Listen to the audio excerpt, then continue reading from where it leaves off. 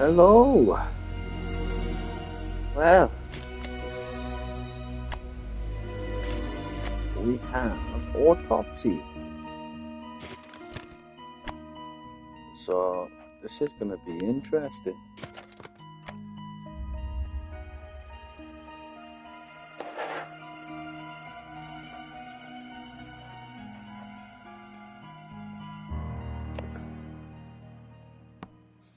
So it's all medical.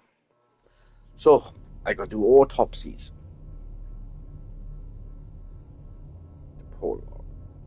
So, Office of the Medical Examiner, Beatsville. Dr. Jack Hadman is speaking. How can I help you? Good evening, this is Kate Brooks. I'm not sure if you remember me.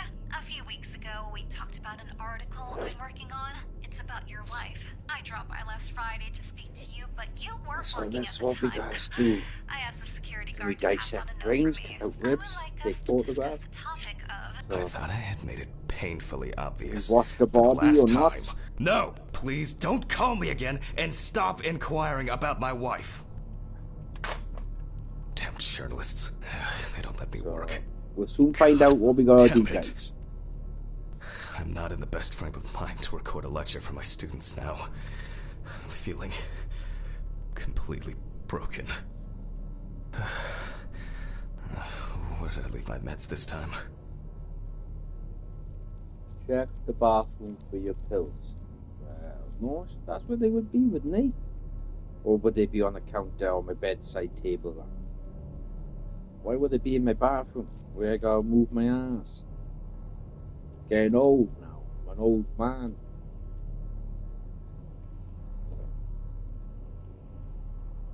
So who's the medical examiner? It can't be this guy, can it? He's in his 60s, he can just about walk. Oh, let's have a look again. Self-therapy. Okay, so that's not going to go too well. Alright, look at this. So, we have a draw. Nothing of interest of that. We got another draw.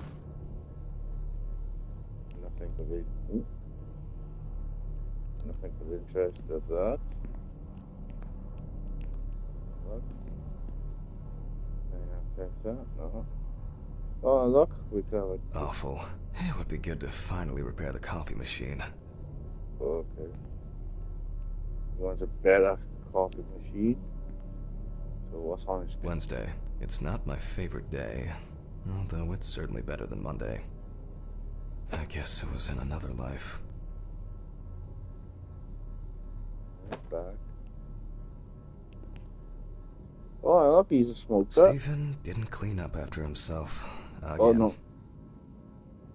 I guess he's not.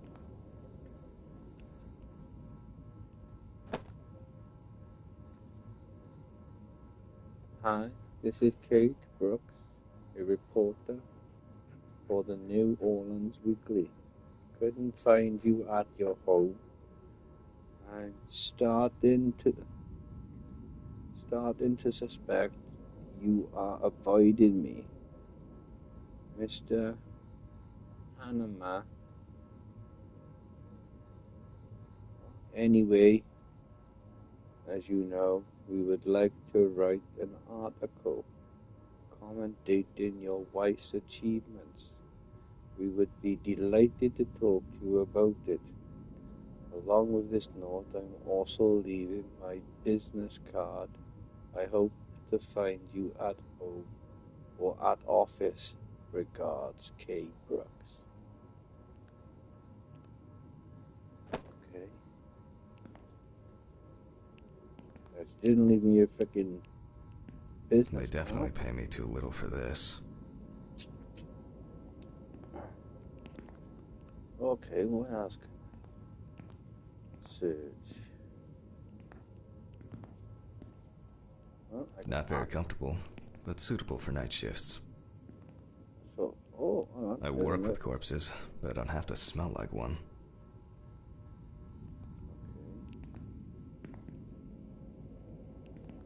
Okay. This is my office, by the looks of things.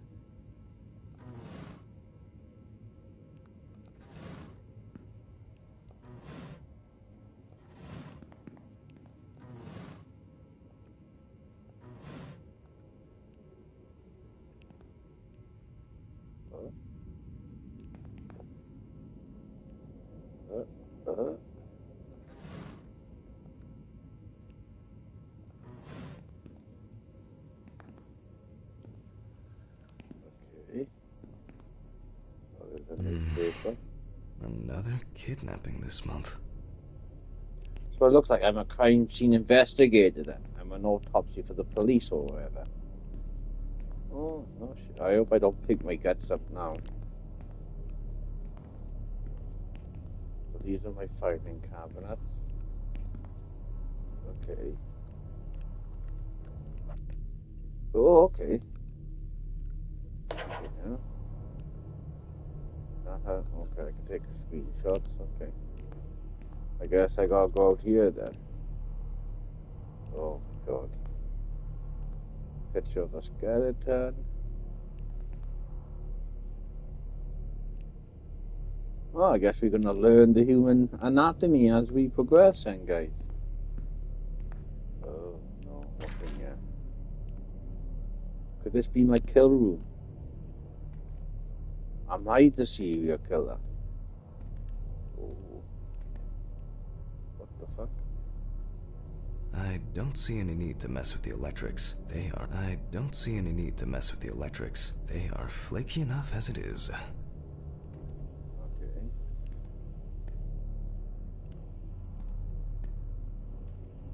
Why there's a camera here for? Pills first, Jack. Pills. Okay.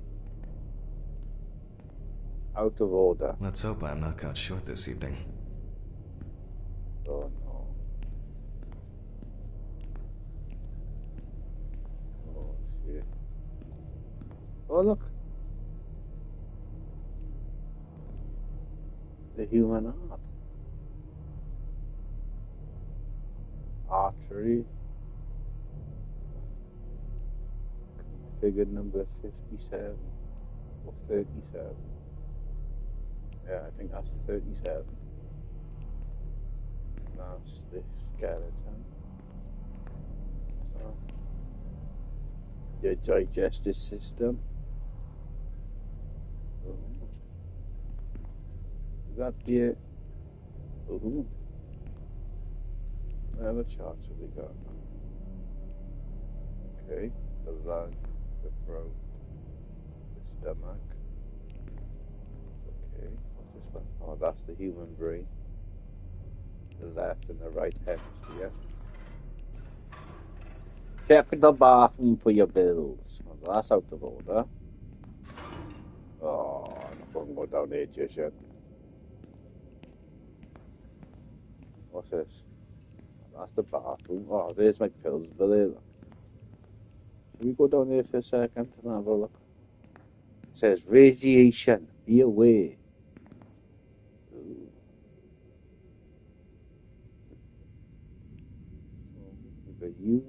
So we got, huh? We got frost. Oh, that could be liquid nitrogen symbol, yeah. And we got toxic waste. So let's have a look. So, surgical gloves, recycling bins. Oh, you gotta be pissing me. We'll come back to that now. Oh my god, here we go. First of all, I gotta grab my pills. Damn. For an autopsy area, it's friggin' stinking. I'm thinking I'm the serial killer. Alright, let's grab my... Okay, time to pull myself together. Yeah, mate, you gotta put your shit together. And then there's no friggin' mirror, so why is... I need to set up the camera first. Take the camera from the storage room. I just came from the fucking... Oh. up, up, up, up. We just came from the fucking storage room. They won't let me take the bastard thing.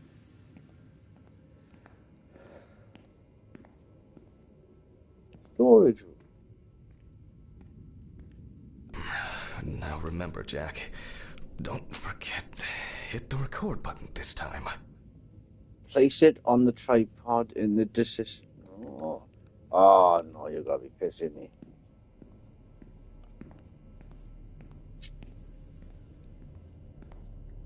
You're fun now.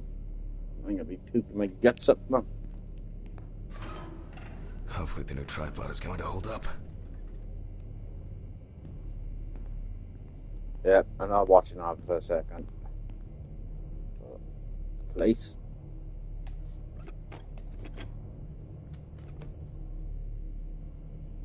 Now, I just have to get everything in frame. Frame. I'm gonna begin record. Oh, I'm just gonna look up for a second, right?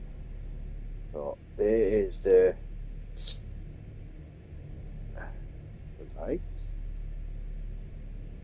the desk. Ooh. My cabinet, bleach, and that's my drainage system. And that's my autopsy table. That is my poor suspect. And that's my evidence board, I believe. Okay, now we go towards the... Yeah. So this is the deceased. And we are going to start recording. This should be fine. November 20th, 1991. Time, 8:43 p.m. Recording for medical students from the University of Missouri. This autopsy is conducted by Jack Hanman. Hello, everyone. Welcome to the autopsy room. Today, you will have the dubious pleasure of following a full autopsy, step by step. For those of you who have already performed your first autopsy, this will refresh your basic knowledge. In turn, for those whose knowledge is only theoretical, I advise not to watch this after a meal. Ah, no shit. Take a look at the chalkboard. I'm at the chalkboard. What chalkboard?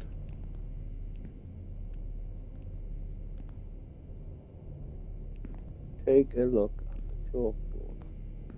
Ah, over by here. Okay. So, I have got to get myself the right equipment.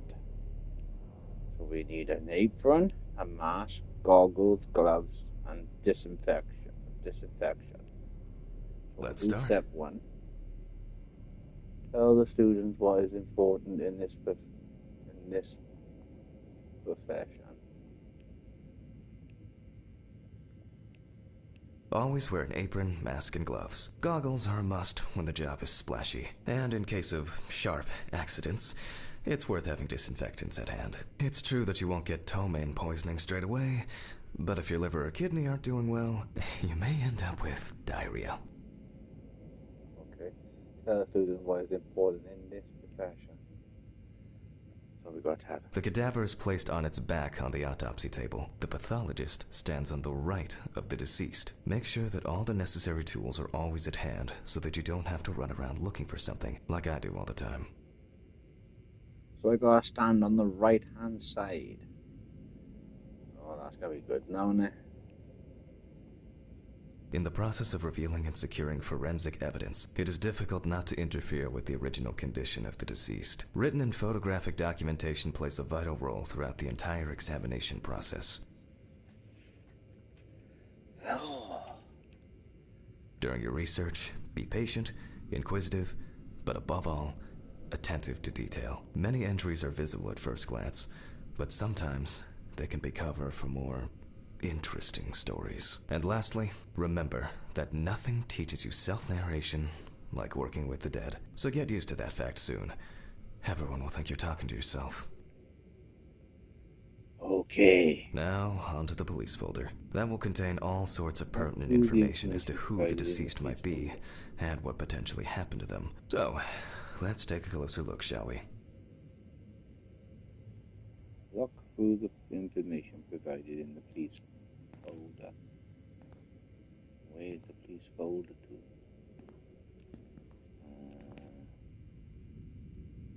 Is it on the computer? I wasn't sure it would amount to anything, but the World Wide Web has been a blessing for speeding up my work. Where is the police folder? That's a fuselage. That's the... Oh my god, don't make it. Where is the police folder? Aha! Oh my god. Oh, holy shit. Okay. Police Department case file number 1642, yeah? Okay. Now then, we have a police evidence file. So that's a petrol station. The deceased was found on the outskirts of a parking lot at a gas station, where he often begged and persistently offered drivers to wash their car windows. Okay. Change page. The body was noticed by a station employee during the morning shift. Initially, he thought that someone had thrown some boots and a coat in a nearby ditch. It took him a moment to recognize the pile of clothes as the body of a man. He worked most of his life at the local port dealing with unloaded cargo. He was fired for being drunk and starting fights. His son runs a hardware store on his own. His wife left him years ago. They both had no contact with the deceased. Signs of libation were found around the body. Empty bottles, traces of an inept attempt to start a fire, and a scattered makeshift blanket. The deceased's name is Tobias Chambers, locally known as Old Toby. Homeless and unemployed for at least a couple of years. That's it. It's worth remembering the context around the scene of a death. This allows you to better interpret any traces found on the body. I shouldn't start the procedure without gloves. Will they be... Aha! They're on the table. Oh, are they not going to give us the snapping sound of these gloves, are they? Now it's our turn to take some pictures for our files. If I can just remember where I left the camera. It's in here somewhere. Pick up the camera from the desk drawer. Aha! There you are. I knew it was here somewhere. Yeah, so we got a photograph now. As I mentioned at the beginning, before we begin the internal examination, we need to document the cadaver and the condition it arrived in. We begin with a full body photo. Try and stick to the top-down rule, but this is not always possible. Let's keep in mind it's all about the legibility, not the perfect frame. Okay, take a general, equip the camera.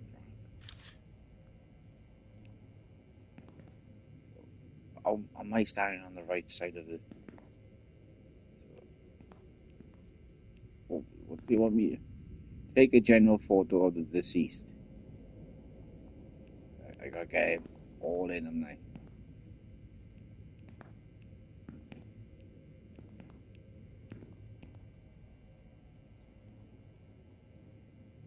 Voila, now we move on to the next step. Looking for traces. Take your time. Look Right at the mark corpse from on the different body sides, to photograph. from different angles, up close, and from a distance. You're looking for anything out of the ordinary. Out of the ordinary. So he's got a cut mark on his lower left rib cage in his abdominal area. Oh, I like to zoom in. So that's in it. What is that? A pre-surgical mark? A poorly healed wound. Looks old. I'll take a closer look later. Okay. Anything else? So...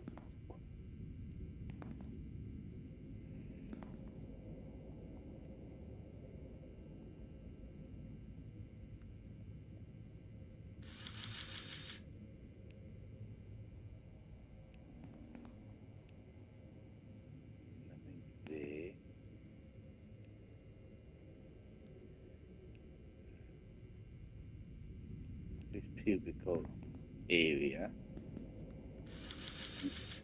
Let me come around this end. Oh, now then. Got a head injury. That's something interesting. It will be necessary to check whether this injury was severe enough to cause damage to the brain. Looks like a blunt object.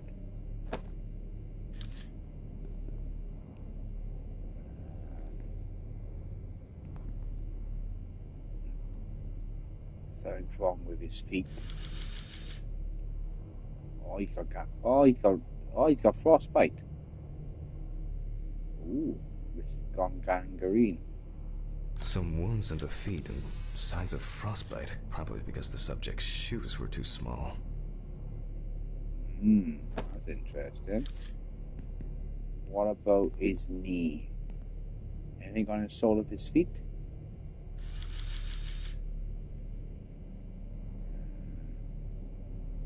What about his hands? Ooh.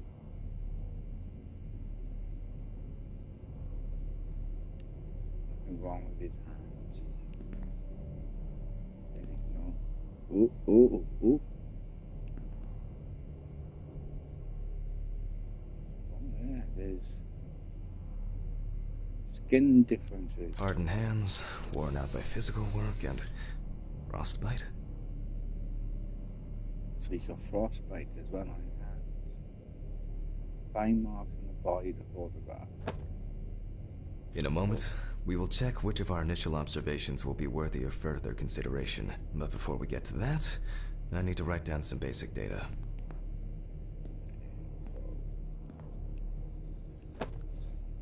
We got a head injury, which is worth investigating. We have got a frostbite on his feet. We have got the stomach ode wound. Then we have his, hang on, if he's laying down, his left hand. And then we got the general picture. Okay. Perform, oh, now you hit. Oh. What do they mean by perform the autopsy? Personal information. The deceased was unclothed. Date. Okay, as you can see, I note everything down on previously prepared forms. Every pathologist must keep a detailed record of every step of the autopsy. This not only allows you to track the procedure, but also collates the results together, upon which you may back up your conclusions. So, enough of the boring prep. Let's begin by taking a closer look at the spots I photographed earlier. For this, you're going to need a magnifying glass. Inspect the areas of concern with the magnifying glass. Which spot first? We'll do his left hand.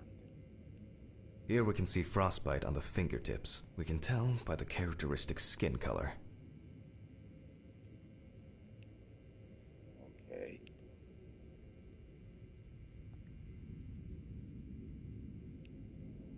Then we are going to check his head injury. Come on. I can confirm the presence of ecchymosis on the deceased man's head. The appearance indicates the intravital nature of the wound. Add alcohol, which I can clearly smell, and this was an accident just waiting to happen. So he must have. Oh, okay. So no foul play was involved then. If he said he could smell alcohol, so he must have the. So he must have hit. He must have collapsed and banged his head on the tarmac. So let's take a closer look at that stomach. It looks like a burn mark, no doubt painful, but it's not pertinent for this case. A burn mark. Okay. So now we gotta look at his feet. So let's get a proper look at his feet.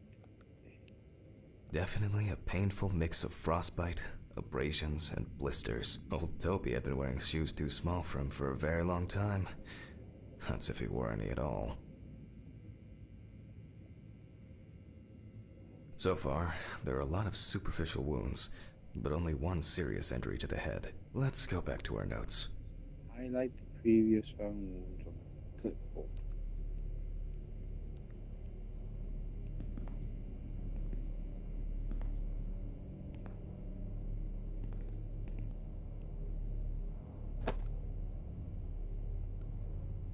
Highlight previously found wounds on the clipboard. Mannequin ball spots. What clipboard? Alright, the clip. First, I mark the location of the injuries and make notes for each one. So, the head wound. Definitely an important clue. This is something we'll investigate first. I thought he would want to investigate. I thought he would want to investigate his head wound. And then we looked at his left hand. We're not in frost season yet, but high humidity, wind, and the inability to warm up can also be causes of frostbite. And then we checked the right stomach. Even though this type of wound didn't contribute to the deceased's death, we're still required to record it.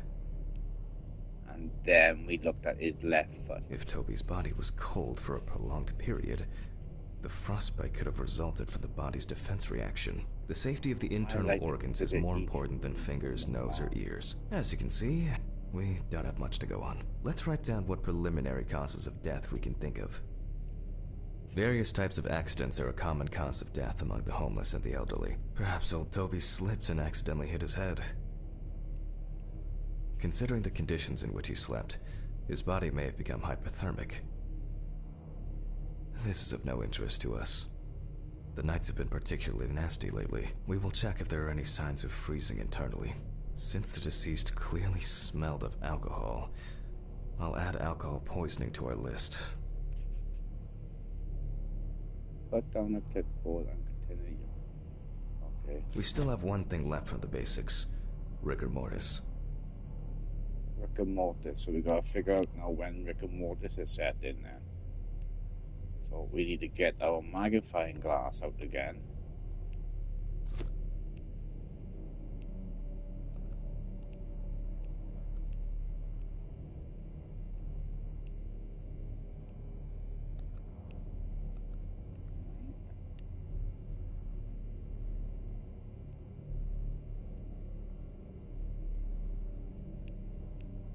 Well, we take our deceased by the hand. Perform the rigor mortis examination. Gradually re-raise it. I don't know how you do this.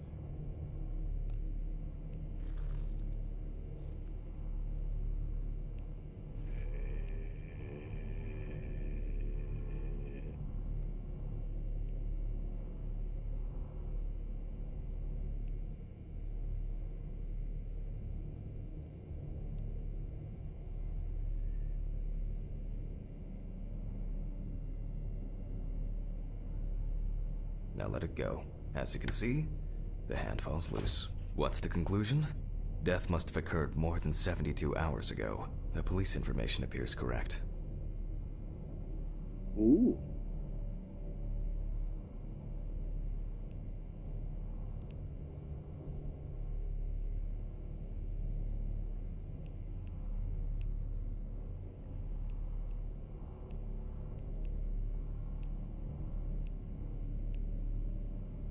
Head trauma seems the most promising, so we'll start there. For this, I need an oscillating saw. Oscillating saw.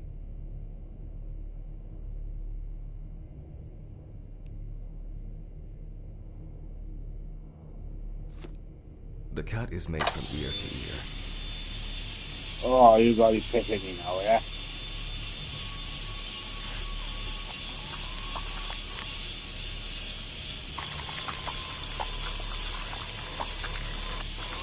Oh, I cut his head off. Oh, you gotta be picking me. Okay. After which, We remove the Oh skin my and god. the top of the Really? skull. Oh, don't tell me I gotta scoop his brain out now. Begin a thorough brain analysis by examining the organ. Oh, man. After Oh, the fuck basic examination, we can see that the brain's cerebral gyri in Oh, both just popped hemispheres are right out. symmetric. The brain looks good. Let's take a cross-section.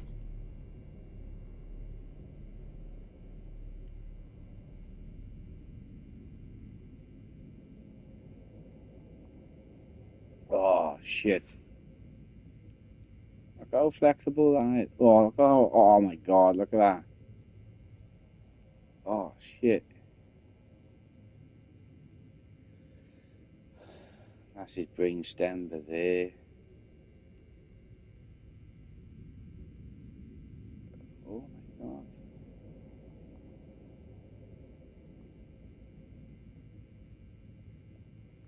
Some pathologists prefer to examine Oh. organs without removing them. However, for me, it's much more convenient to examine them on a board, which we'll do now. What we gotta do? Leave the body. Dissect the brain at the... Oh, you gotta be...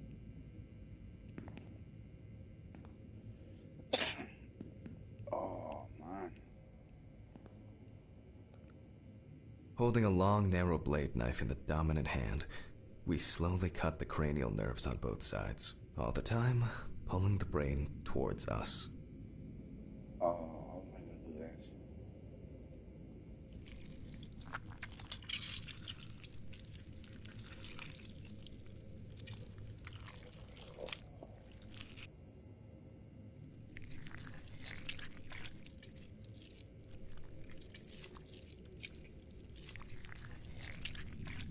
So far, so good. The hematoma seems to have had no effect on the brain.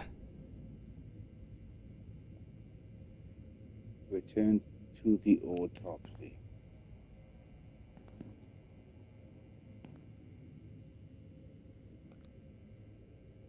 We can rule the fatal accident out as well. So he didn't die through the head injury. Exclude fall. What? Exclude fall as potential cause of death. Brain is in good condition, so we have no choice but to proceed to the internal examination of the other organs. Oh, you gotta be pissing me. I grab a scalpel from my kit. Scalpel. The incision should be in the shape of a letter Y. Why does it have to be in the white? Oh, yeah, because it's We easier use a to deep cut to reach crank all the open way to the ribs, and and to penetrate the abdominal wall.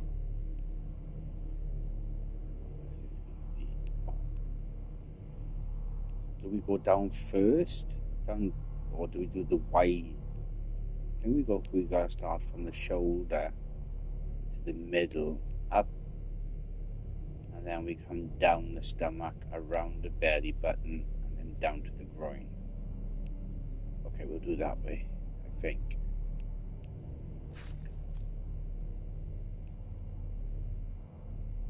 Oh, I'm sorry. Ooh.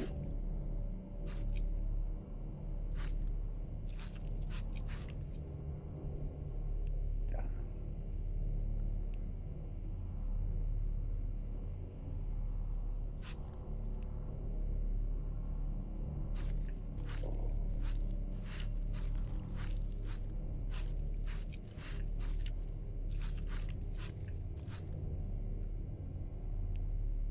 Select the scalpel and begin cutting. So that can't be deep enough then.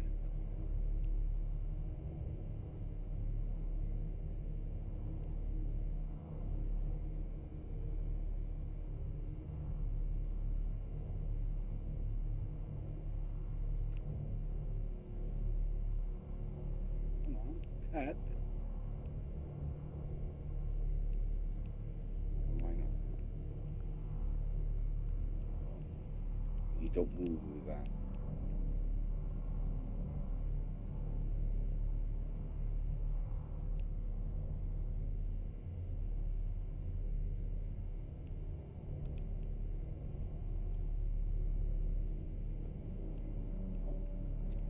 I see why.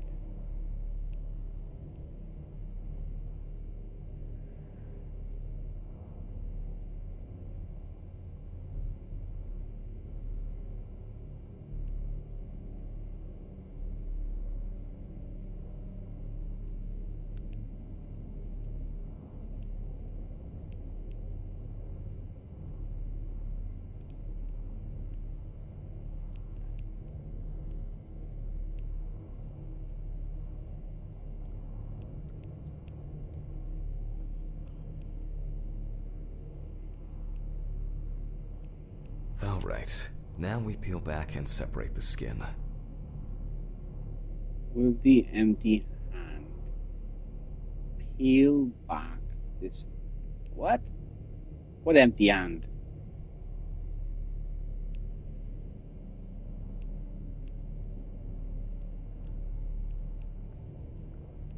Ah, okay.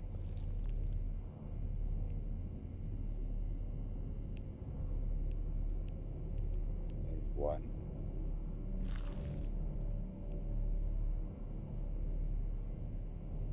Two.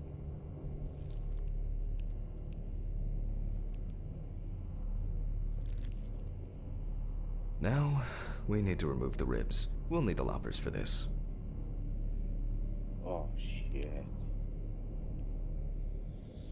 Oh, what do you want me to use for loppers?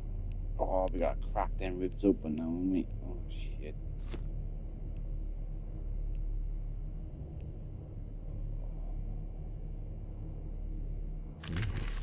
Quite a satisfying crunch, for some anyway. After removing the cartilage tissue, we instantly notice two things. Firstly, there is no congestion of the internal organs. This means that although the deceased was hypothermic, it didn't kill him. Secondly, the deceased smoked like a chimney. So, we should take a closer look at those lungs.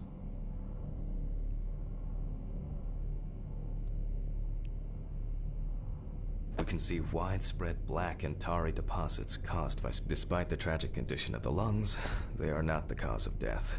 Alice smoked too. It didn't kill her, but... what was I talking about? Lungs. Yes. Advanced inflammation.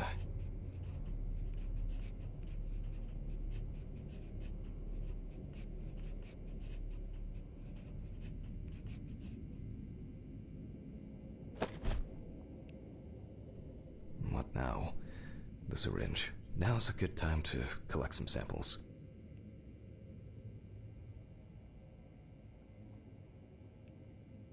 Specifically 3. From the eye, the heart, and the bladder. I'm interested to see the concentration of alcohol in the body. From the Vitreous eye? humor analysis is very useful in indicating long-term alcohol abuse. The groin. Not the bladder, he said, didn't he? Now from the bladder, we draw about 10 milliliters of fluid. And then the one from the heart. 5 milliliters from the left ventricle should do it. Now we take our samples to the centrifuge. But before I do that, I need to find my notebook. My dyscalculia means that I always double-check the settings. Retrieve the notebook from the office with the necessary values to run centrifuge. Please excuse me while I run and fetch it.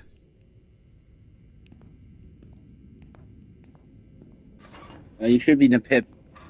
See, you should have brought the notebook with you, because that's being disrespectful now. This whole thing is covered in stains.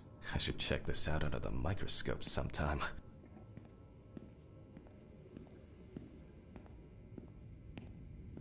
And now you gotta clean your gloves again. Let's get back to the examination. Damn.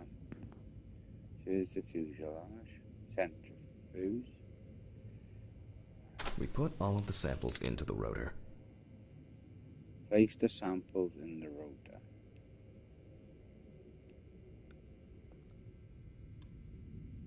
One, two, three. Now, we set the appropriate time and speed. Select the correct values on both dials and and start mixing. Time 15 minutes. Speed 70%.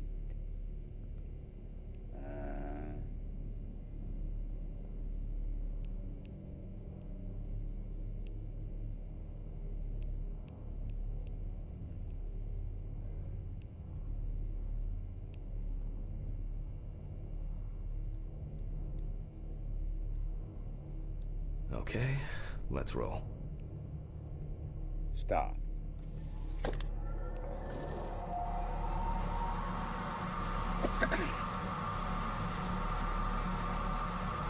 Oh shit. The fuses again.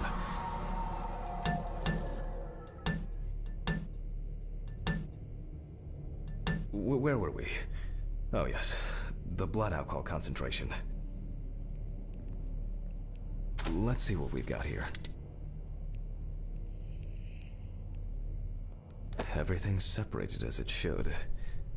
Our lab is closed until tomorrow after the last, incident. However, considering that Toby's favorite eau de parfum appears to be ethanol, I'm guessing the results won't surprise me at all.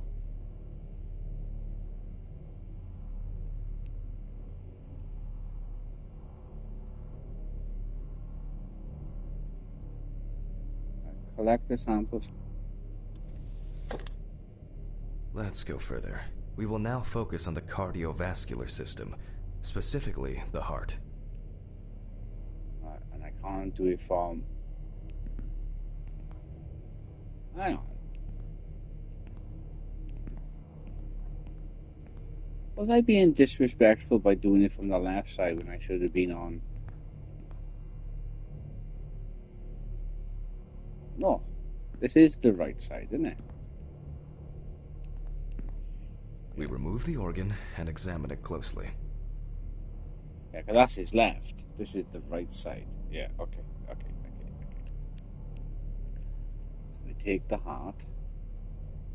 We look for dark hypoxic areas, clots, or other elements that stand out as abnormal. At first glance, the heart looks fine. The pulmonary trunk and aorta seem to be in good condition.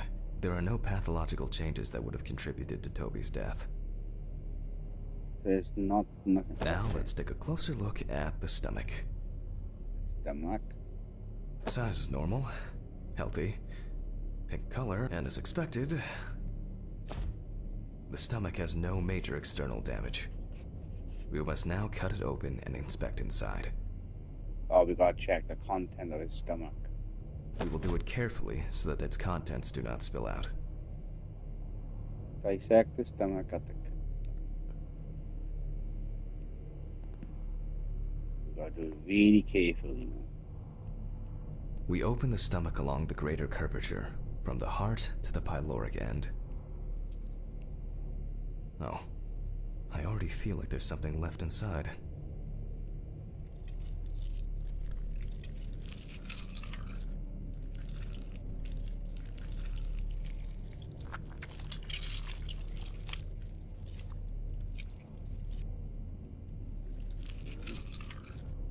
Like that game I used to play when I was a kid, it was a copper wire. It goes beep. If you touch the sides, like Operation.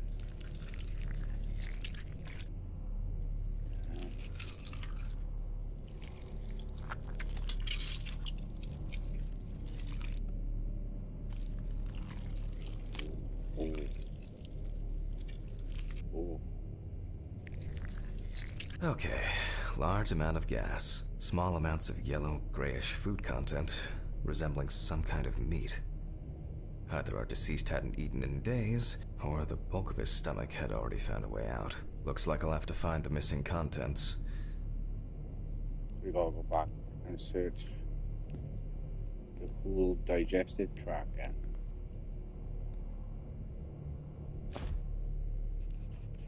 There are two ways here. One is obvious, and the other is... It couldn't have been suffocation, could it? I'll add this to the list and move on to the deceased's neck. We gotta do suffocation.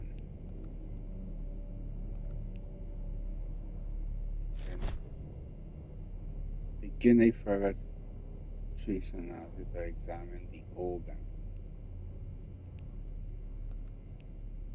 At first glance, the trachea looks normal. Same result as with the stomach. The external inspection doesn't tell us anything. This time we'll cut on a tray.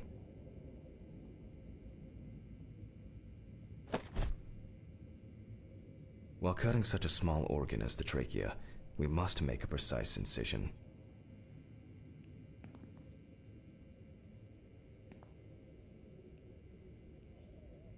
To be able to cut with the very tip of the blade, we must hold the scalpel as we would so a that's pen. where the Y section comes into it then. Okay.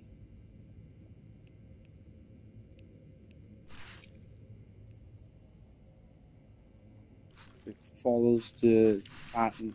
Okay. We're doing another Y section.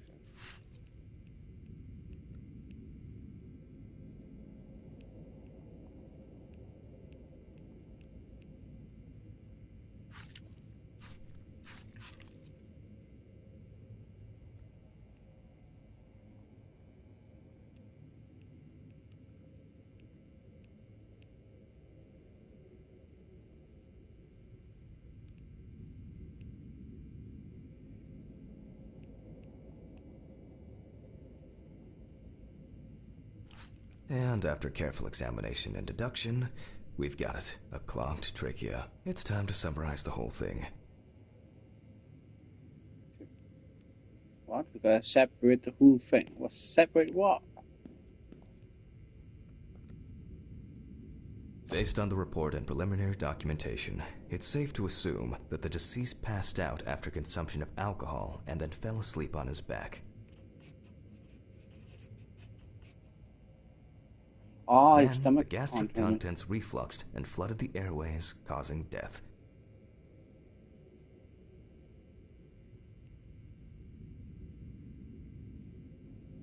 That's why we don't forget about the recovery position at dorm parties.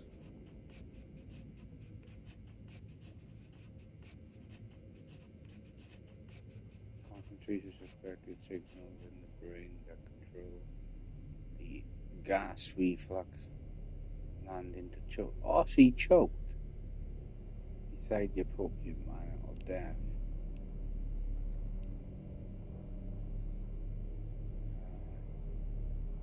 Oh, okay. Manner of death. Natural suicide unknown. I reckon it was an accident. Because it's not a suicide.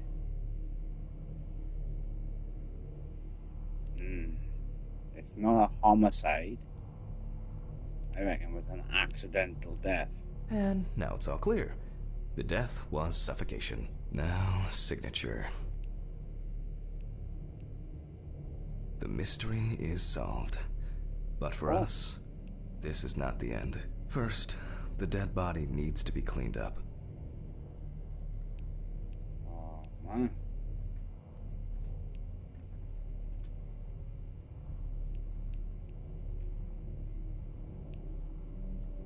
That'll do. Yeah.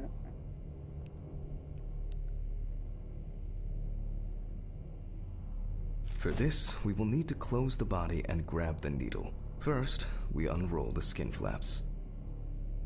What did you say?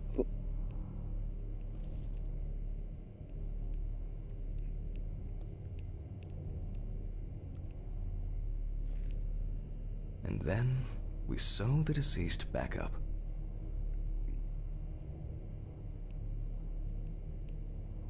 I'm using the baseball stitch technique.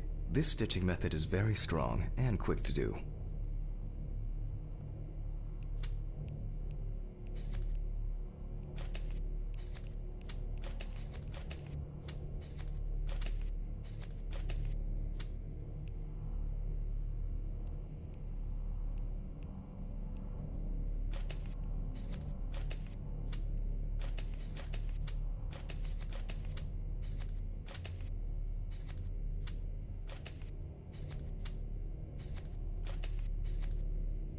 Beautiful. Leave the body. Now we say goodbye to the deceased and put them safely in the fridge, ready for the next stage of their journey. Place the body in the fridge and close it. What fridge? Oh, don't tell me I gotta pick him up. I thought you weren't allowed to pick the body up. I thought you had to push. I thought these. Oh. Okay. Damn. God, I'm tired. I'll drop these samples off at the lab on the way to the bar. Head to your car in the parking lot. Okay.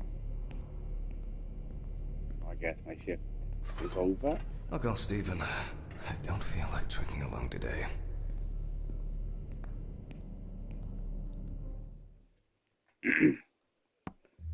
To Borsas Chambers. Yeah.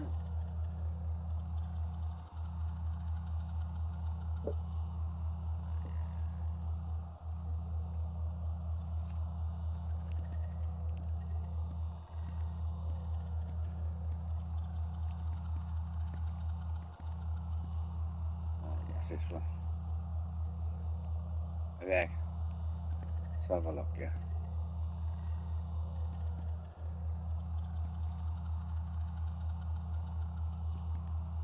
That's a female.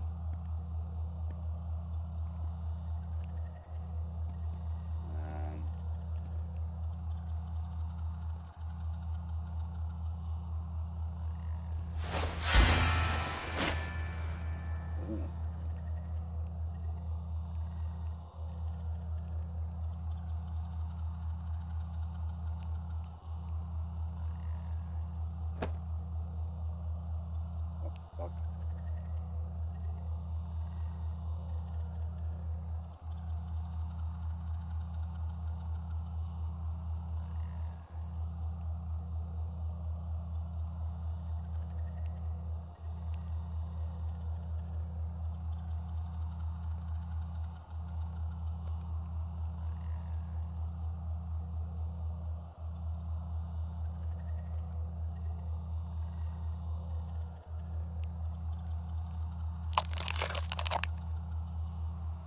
Run.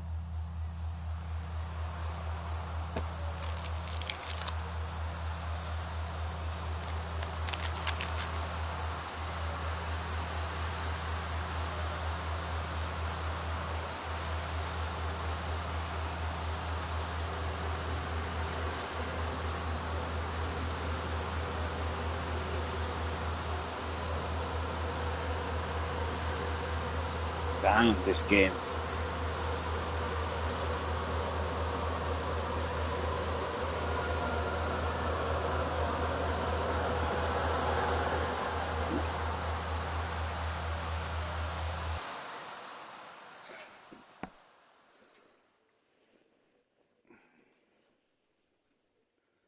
Chapter 1. Forgive me.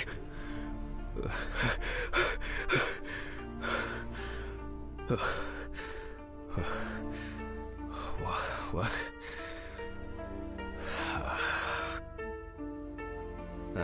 Fuck. I should take my pills. Take your pills in the bath.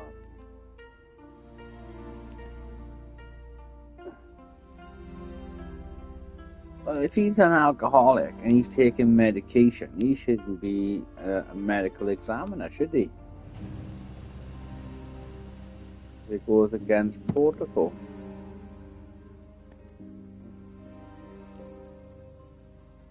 It's always good to have something for a rainy day. Oh, I see why. Okay. I wasn't able to support her through this. Till death do us part. She always believed she could change people for the better. Oh, right. Even me. I see. She got it for her first day of work, and she broke it the same day. She said it was for luck. So he's lost his wife. Okay, makes sense. It always hurts to look in here. It always hurts to look in here.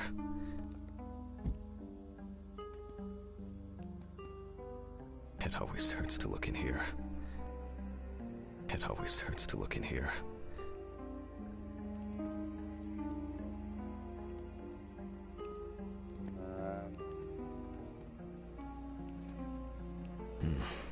I really need to get this laundry done.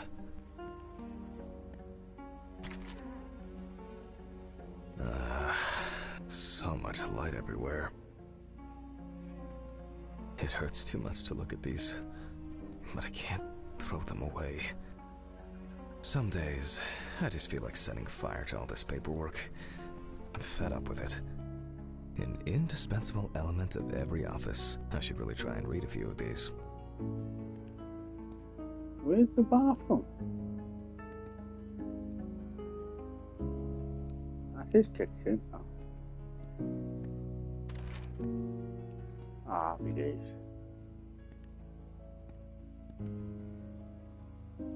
It's a shame these won't help with my hangover. He's got a hangover.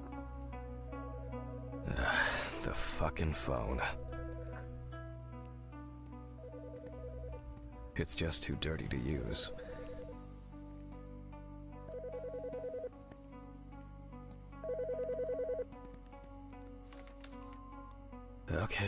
Okay. I know I'm late. I'll be there soon. It's not like the dead are impatient. Jack, no. Alice? Who is this? It's Charlotte Graves. Oh.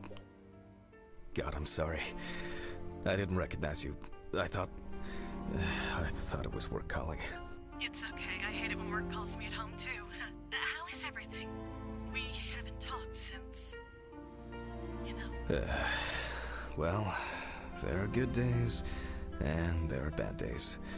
What can I say? At least I can hide away at work. Well, you always were the most comfortable in the dissecting room. Listen, I have an unusual request. Okay. How can I help? It's nothing serious. I just wanted to ask, do you have any pictures of Alice? Maybe one where the two of us are together? I'd love to have something to remind me of her. I guess. I'm not sure. I'll look through her things. Thank you. I'm sorry to trouble you with this. All this can't be easy for you. I'll get through it somehow. I've been meaning to sort through her stuff for a while. Have you asked Stephen if he has anything? Yes, I spoke with him this morning. He said he gave everything to their mother and that I should ask you. I see. Jack, I know you're trying. That you cope somehow. Stephen's there for you. Although, well, we all know how he can be. But, I mean, if you wanted to reminisce about Alice, talk. I really should go now. I overslept, I'm late for work, and I still have some errands to run on the way. Oh. Okay, sure. Sorry to keep you. I'll look for something and send it over. Thanks for the call, and bye. Oh, do you have my address? Not on hand. You'd best remind me again. 292 Browning Lane, apartment 432, Johnson City, New York, 13790. Got it. Thanks. Thank you. It would mean a lot to me. Just miss her so much. Yeah, me too. And that's okay. Really, no problem. Thank you. Take care, Jack. You too, Charlotte. It was nice to hear you. Well, that was a bit unexpected. I should probably find something to send.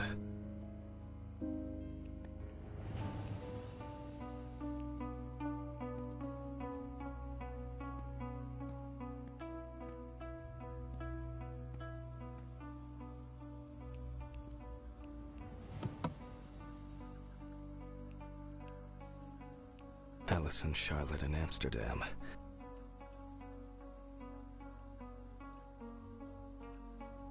It would be better if Charlotte had this. It deserves to be on display, and not hidden in a drawer.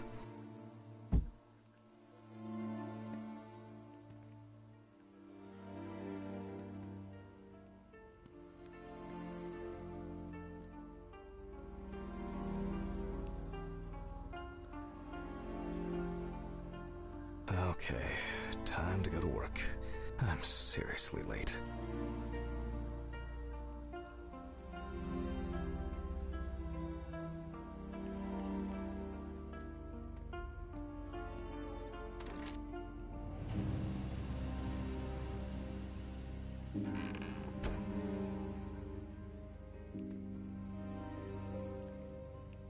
I should grab some coffee and aspirin on the way.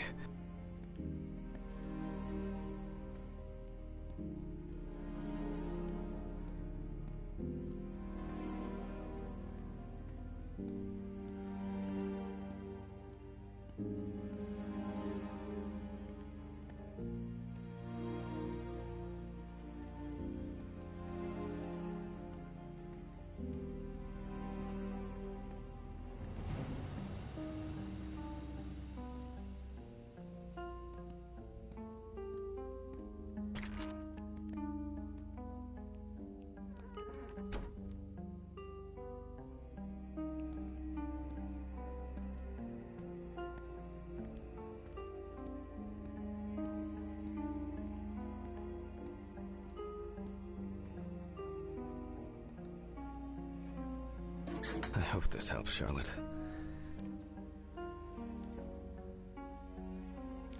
Okay, all done here. Time to go.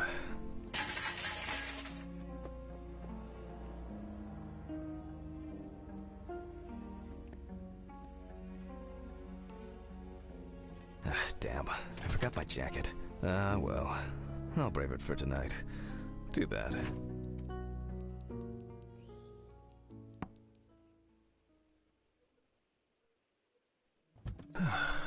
Nice and fresh. At least it's peaceful here.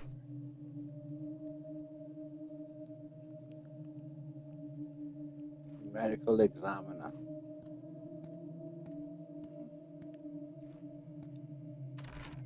Good evening, Mr. Ridley.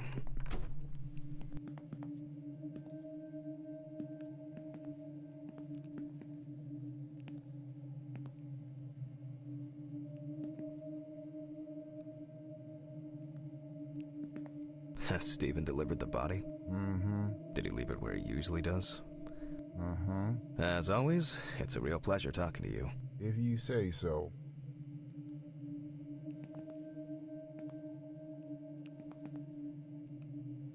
Go to the office.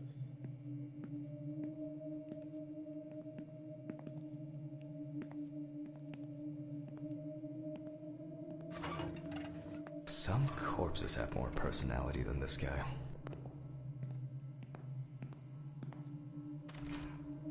Christ. Who leaves the window open in the middle of November?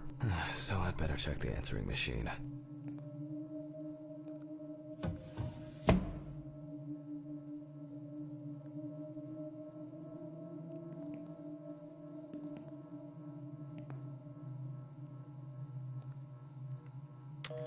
Hi, Jack.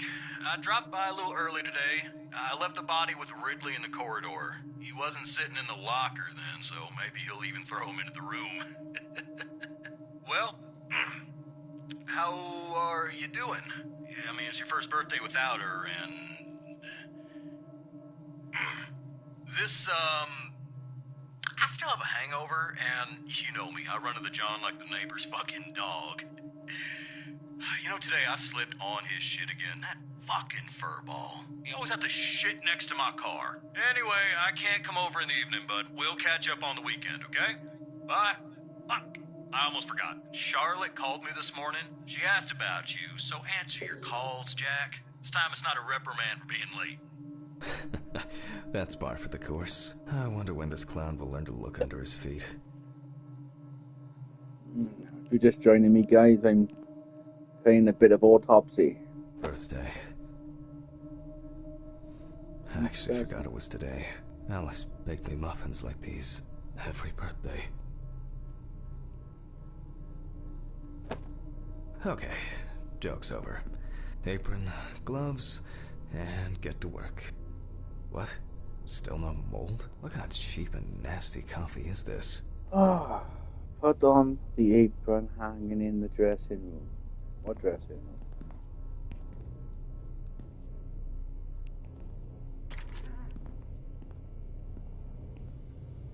The bathroom?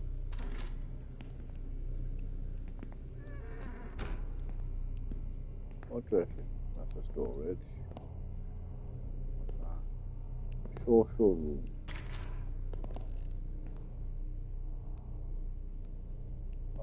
Okay. not.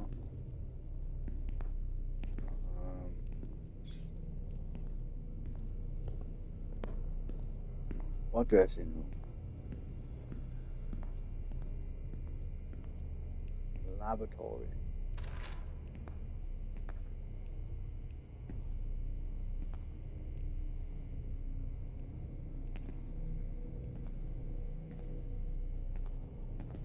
Okay, where's the dressing room?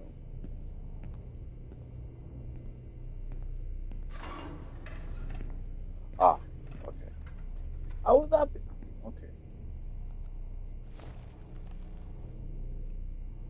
Find some perspective gloves to wear. Okay. I need to order another batch of these. I've got to remember to do that later. Set up the camcorder to document the autopsy. Oh, we got.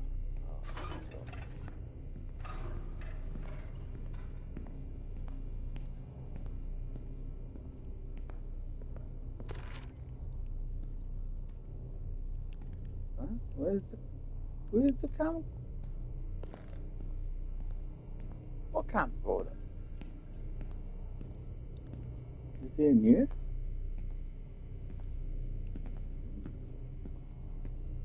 Oh no, it would be on my desk. Ah, man. I remember you. You were on that talent show. What was your name again? Well, that's a bit disrespectful. Steven laughs at me for recording everything. He says I have a bigger collection of stuff like this than most of the creeps he's caught. November 21st, 1991. Time, 9:13 p.m. The autopsy is conducted by Jack Hanman. Lecture for the Medical University of Missouri. After yesterday's lecture, you should already know the ins and outs, so today we'll be consolidating our knowledge. So, where do I start? That's right, police folder.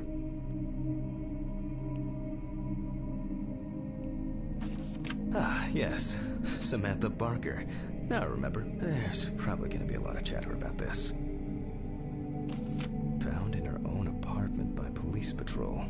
Officers were called by a concerned friend of the deceased, who had been unable to contact Barker for several days. During the interrogation, a friend of the deceased admitted that Samantha never got to grips with the sudden fame that came after winning such a high-profile talent show. I'm gonna take a guess on this one. I think it's suicide. The deceased was found in her own apartment, in a semi-recumbent position on an armchair. Large quantities of alcohol and empty packets of sleeping pills were also found in the apartment. After her first album became a commercial success, she was hit with a creative drought. She suffered panic attacks and severe sleep problems. Drugs and medication came into play. When questioned, friends admitted that Samantha's last days before losing contact seemed extremely happy and relaxed. She also quit drinking alcohol, had mentioned something about rehab. The friend also admits that there was no indication of an impending tragedy. Well, let's see what settled this matter.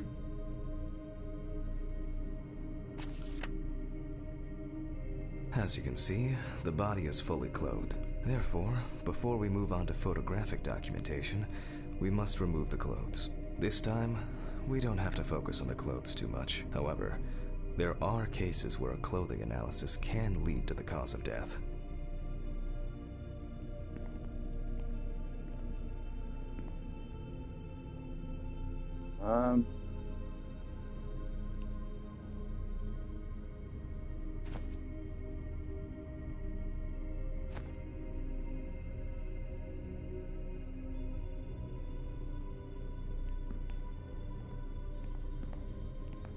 Okay, now we can continue with the examination. Again, begin by photo. taking photographs of the cadaver. I guarantee that over time it will cease being embarrassing for you.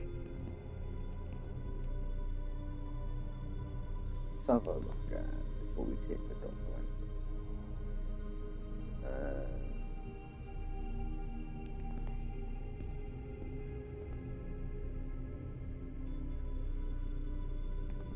Got a lot of bruising, especially around the throat.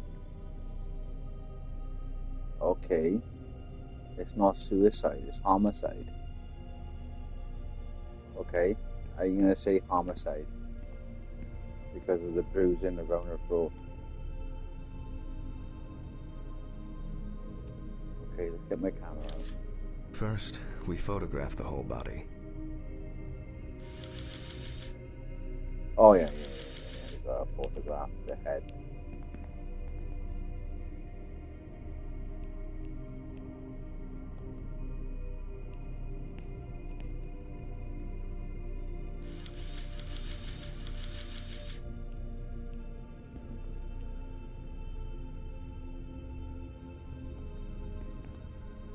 Take a general picture of the body. Okay. There's not any.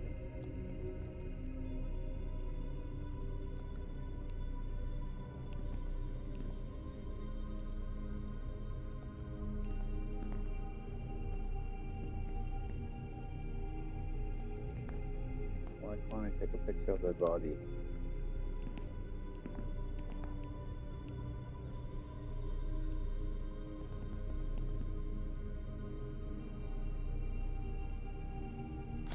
And now, any suspicious looking marks or wounds. Now we look for marks on the body. I'm more interested in. Oh, she got. Are they burn marks? Yes, I've seen this many times. Alright, let's check her feet.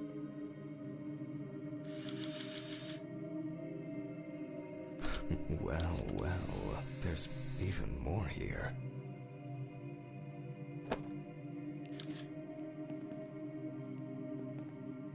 Let's check. Interesting. Very uneven. We need to investigate this. Yeah, I think it's homicide. Yeah, let's check them marks, but they on the stomach. Why can't I? You don't get such bruises from a normal contusion.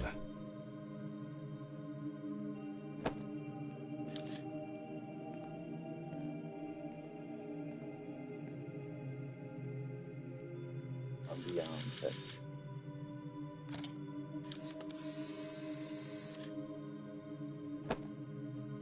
A few we will need to look into here. Definitely.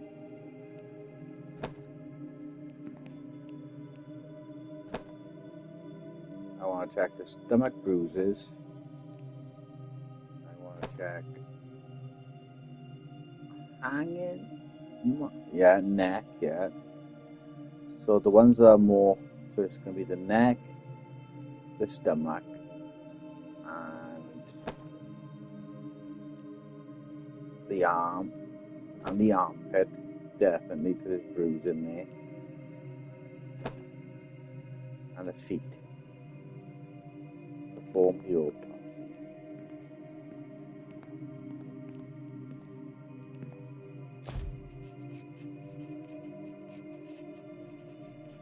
Notes prepared. Time to take a closer look.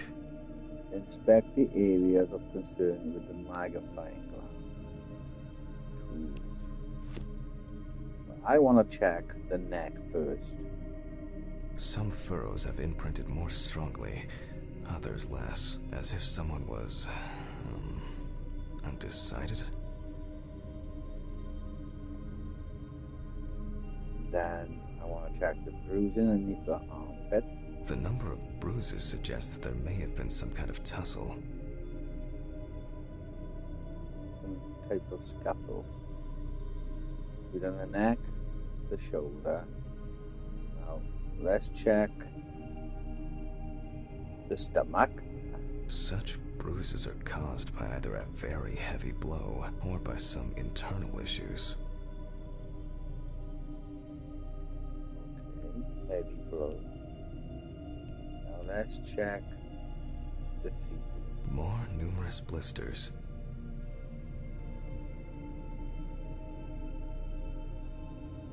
And then check the fingers. And here's something interesting. The skin of the deceased is covered with numerous blisters. Some of them are ruptured. Others still contain fluid residue. We need to take samples of that fluid residue. We have some leads to investigate here. Let's write this down.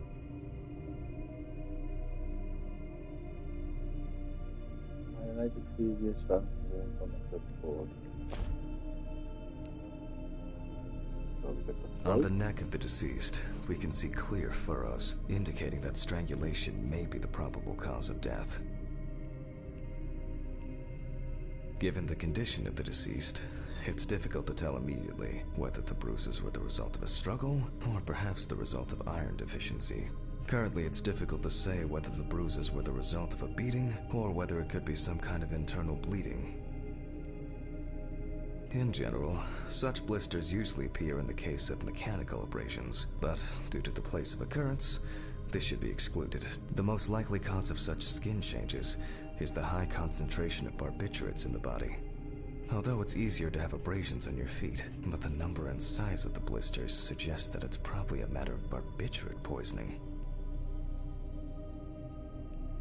A severed spinal cord, trauma to the larynx, or trachea will verify whether the hanging was the final nail in Miss Barker's coffin. Examination with a UV lamp will dispel some doubts. Potential attackers could have left traces.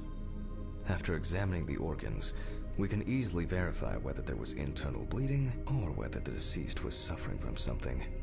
I'll add barbiturates to the list of necessary tests, to be checked in the lab later. Given the testimony of the victim's friend, I add alcohol poisoning to the list of potential causes of Miss Barker's death. A blood test will no doubt quickly verify that hypothesis.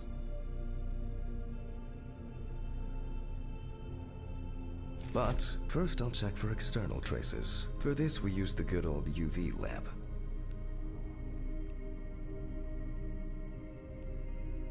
I look carefully at the whole body. UV rays will reveal any traces. Torso, empty, without marks.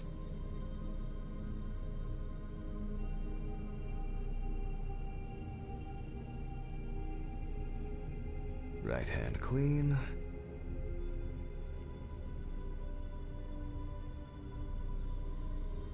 Legs, there's nothing here. The left hand seems to be fine. No marks.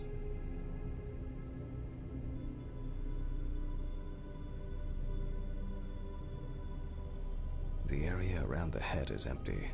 Well, nothing to surprise us here. Now gently, we take the deceased by the hand.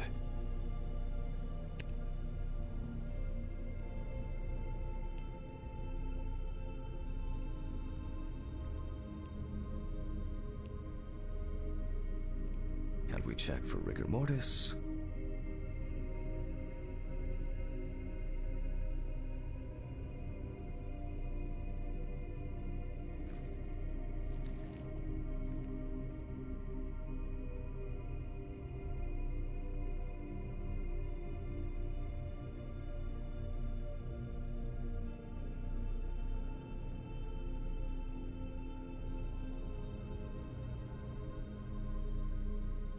Again, the hand falls freely. Since we don't have a definitive lead, we will examine all the key organs one by one.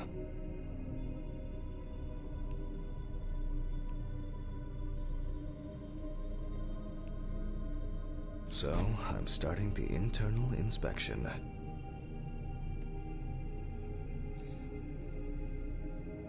I dissect the skin of the deceased.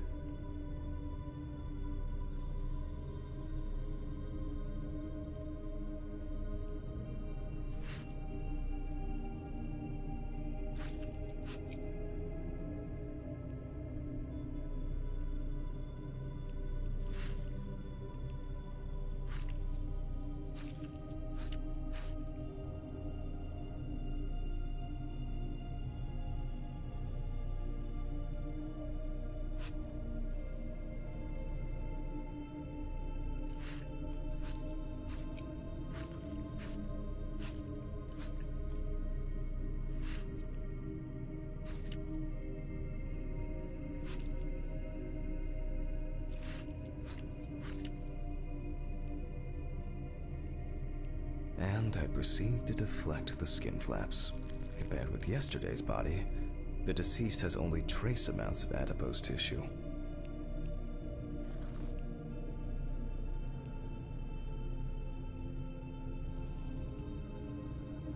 Now for the ribs.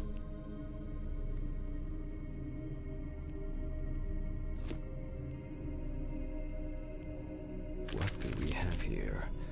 Or rather, what don't we have? There is certainly no sign of internal bleeding. Before I disembowel the deceased, I will take samples for toxicological tests to determine the alcohol content in the body. I just need my syringe. Just to be sure, I'm taking samples from 3 organs: the eyeball, the heart, and the bladder. Analysis will rule out, or confirm, alcohol poisoning as the cause of death.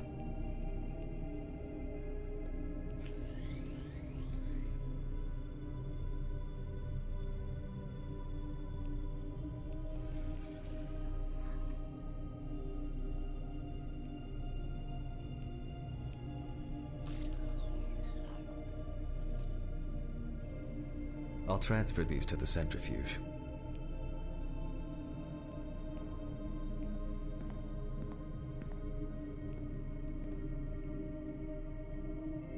My old but trusted centrifuge. Ideal for all the fluid tests I need to perform during an autopsy.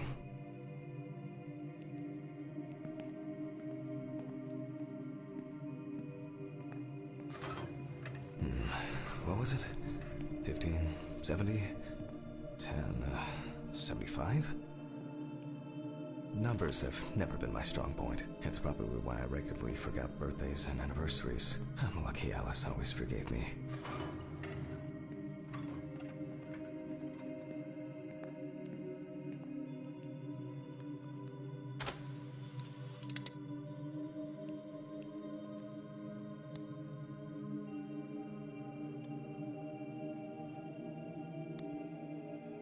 Gently does it with this old thing.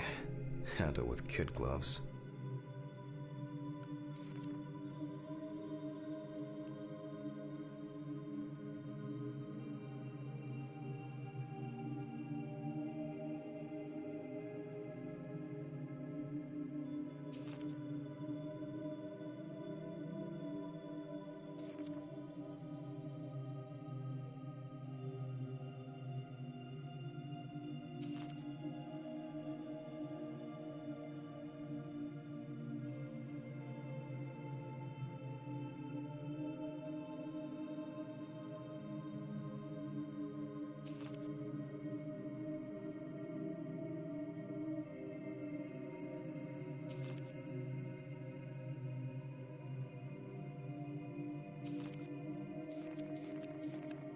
Sadu?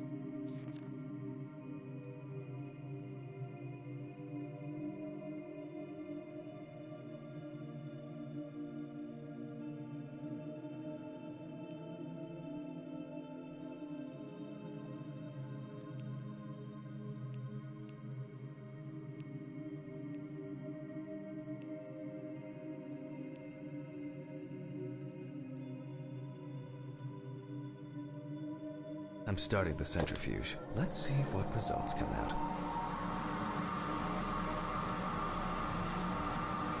The laboratory is already open, so... Fucking hell! Ridley! Mr. Ridley! The fuses need resetting. Where is he? Fuck it. I'll do it myself.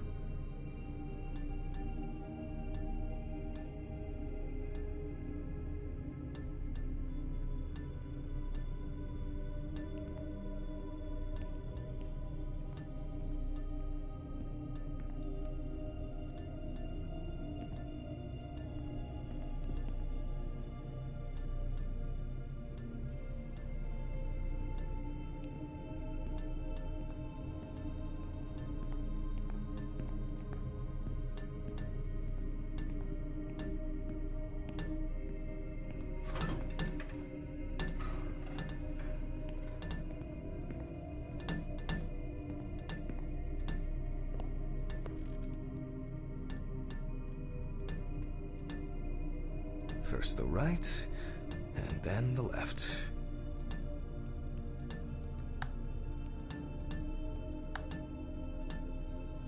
voila.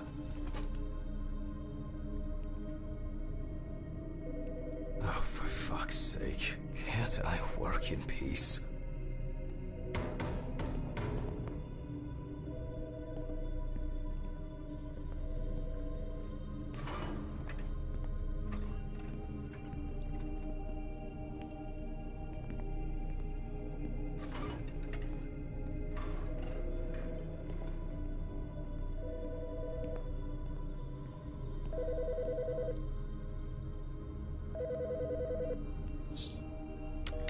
Jack Hanman speaking.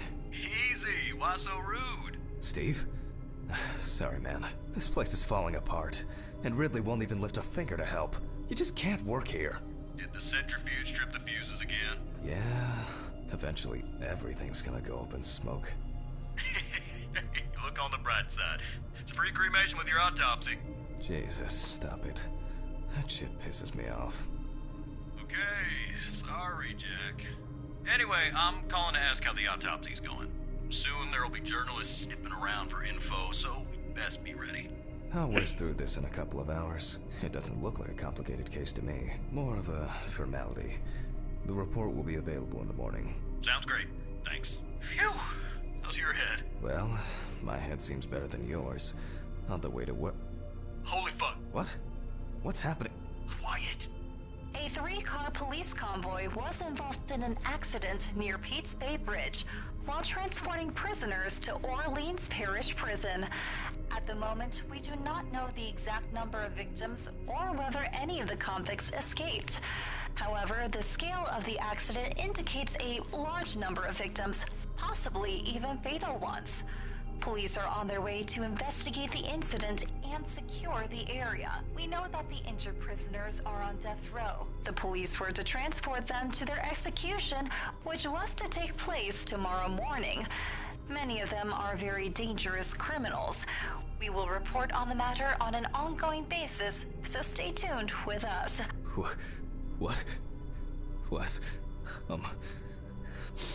Steven, was Red Pete one of the passengers? He was, wasn't he? What if he survived? Jack, I have to go. They want me on site. What if he survived? I gotta go. Talk to you later, okay? Fuck. Calm down, Jack. Pills. I need my pills. You heard him, Jack. A serious accident. Lots of victims. He's definitely dead.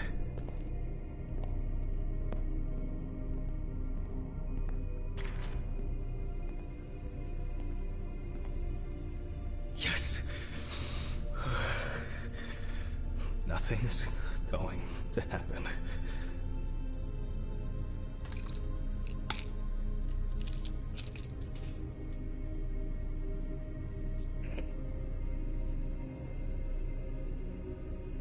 Christ. I've got to get back to work.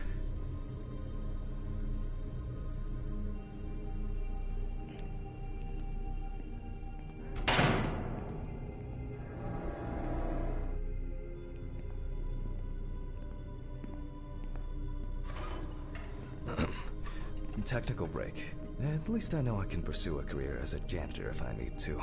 My old but trusted centrifuge. Ideal for all the fluid tests I need to perform during an autopsy.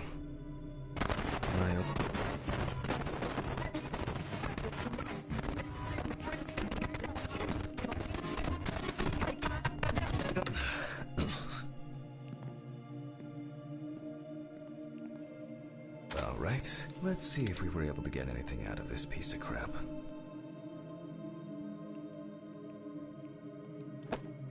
And miraculously, yes, the samples did spin. I'll transfer them to the chromograph in the lab.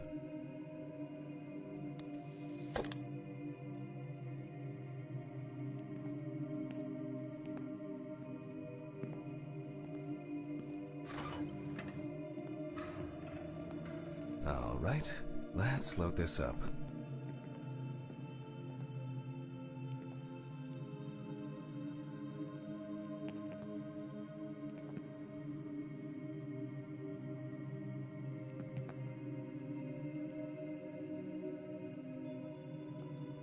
I placed the test tubes in the rack.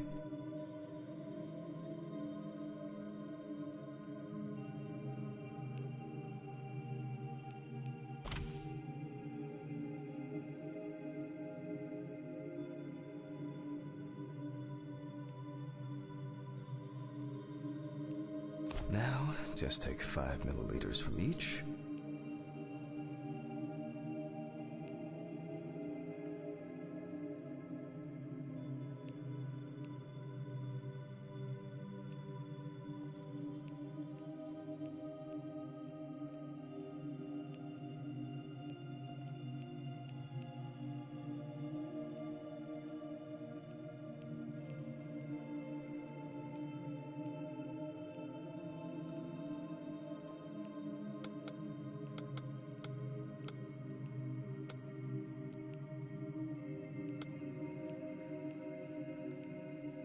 Precisely.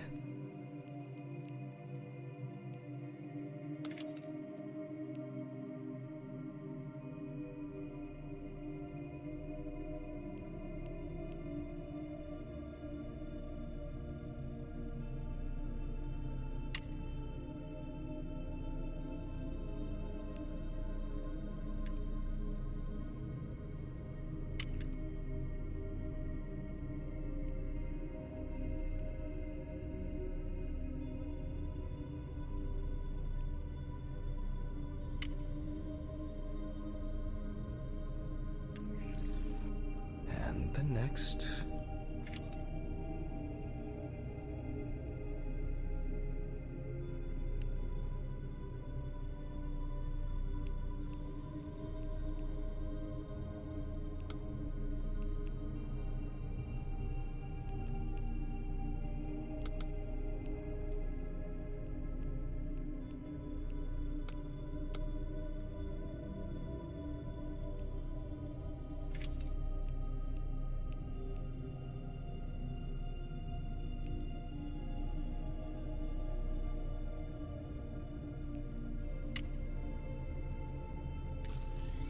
Five more.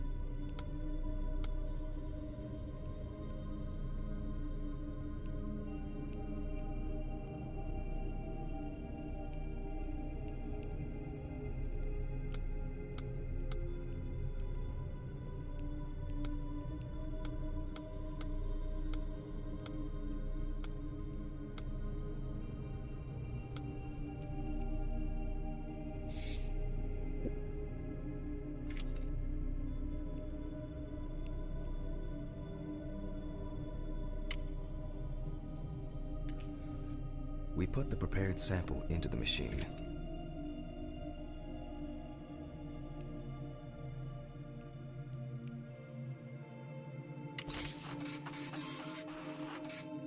Let's see what we have here.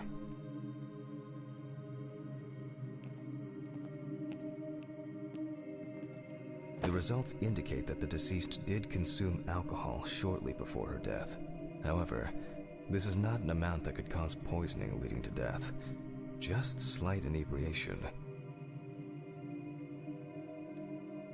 I can return to the body and continue the rest of the examination.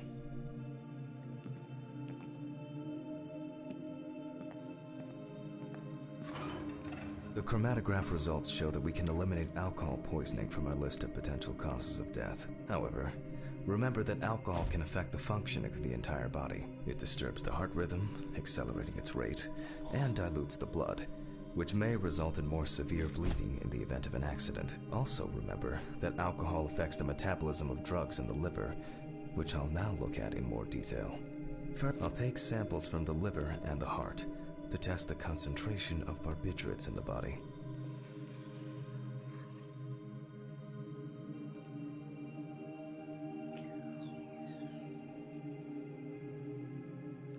That's enough. I'll do the test later. I'd best not try my luck with the centrifuge right now. Now I remove the liver.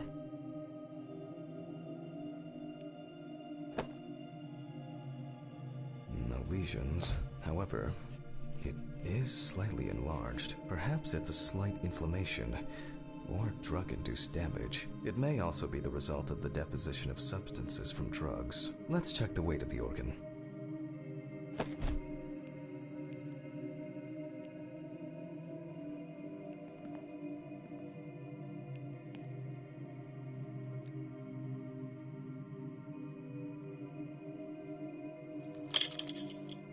The weight is 1,300 grams. The liver is enlarged.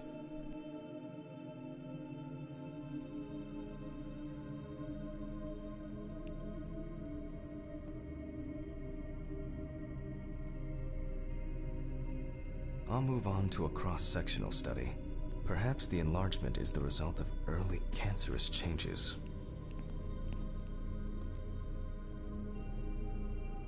The blade glides through smoothly. I don't feel like I'm encountering any changes with an unusual structure.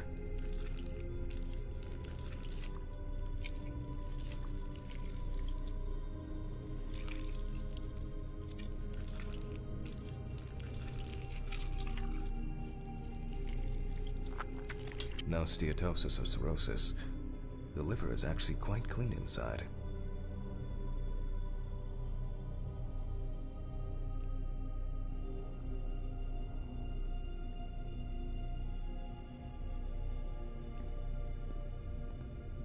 The liver is basically healthy. We already know that the deceased didn't abuse alcohol. The question is, what about drugs or other substances?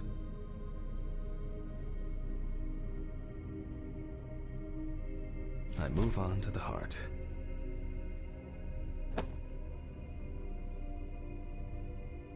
Oh. At a glance, we can see signs of a heart attack. The deceased is definitely too young to have a heart attack due to natural causes. The liver is enlarged, not from alcohol poisoning, and the heart looks like it has collapsed. So, I guess we need to go to the centrifuge and check for these barbiturates.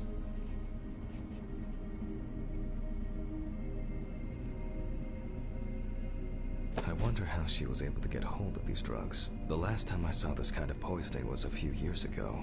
He was a middle-aged guy. He took his medication and forgot about it, so he took another pill. He forgot again, and took another one, and another one, until he took the last one. That's why it's better to have amnesic drugs in boxes labeled with the days of the week. This sort of thing rarely happens anymore.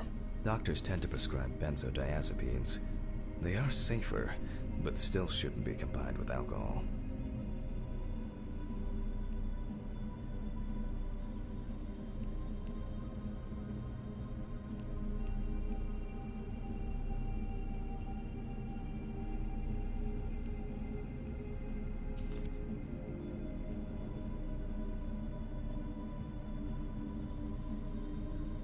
We close the centrifuge and pray that it doesn't trip anything again.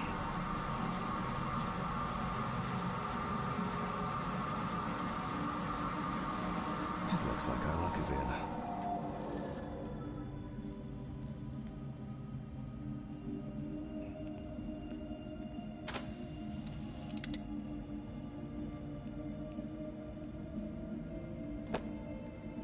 We can take the samples to the lab now.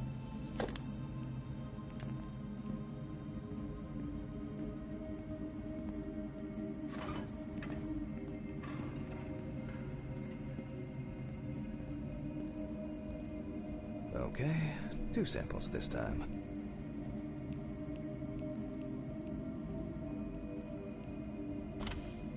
Six milliliters each.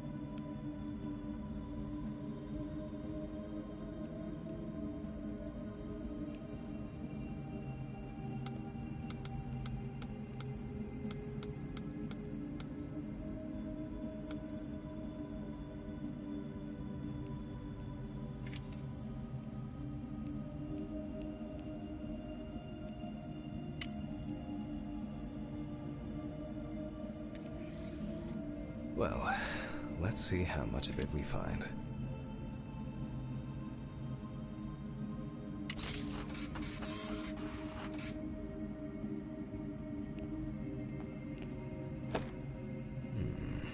Nothing surprising. Significant amounts of phenobarbital metabolites of hepatic origin.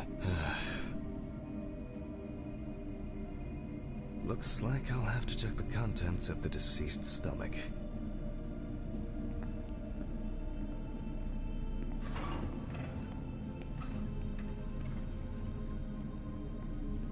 The tests showed that the collected blood contained enough barbiturates to cause cardiopulmonary collapse.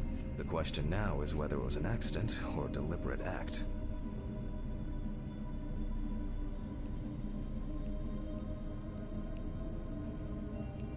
I'm proceeding to examine the stomach. Before extraction, I ligate the entire organ to prevent its contents from spilling out.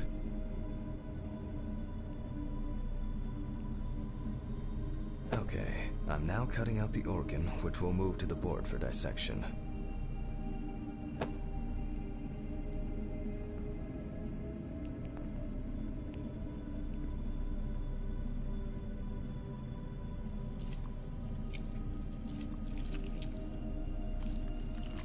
Normally, the stomach and intestines are full of surprises.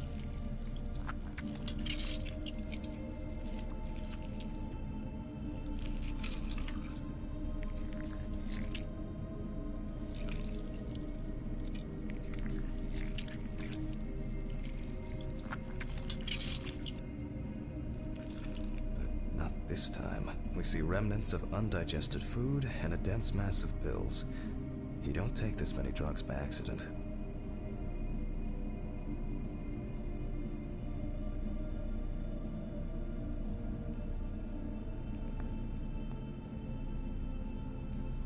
Length and width normal. No obvious pathological changes. Undigested drugs found in the stomach of the deceased. The direct cause of death was probably an overdose. I'll check the rest of the organs, and then the nervous system. We'll see how significant the marks on the neck are for the whole case.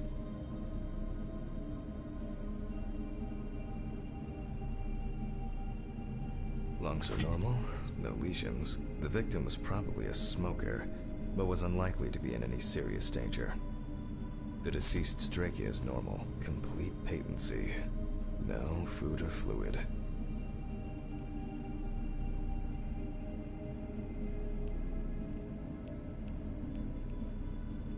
The deceased's intestine is normal, no clear pathological changes. Abdominal cavity checked off. We can check the brain.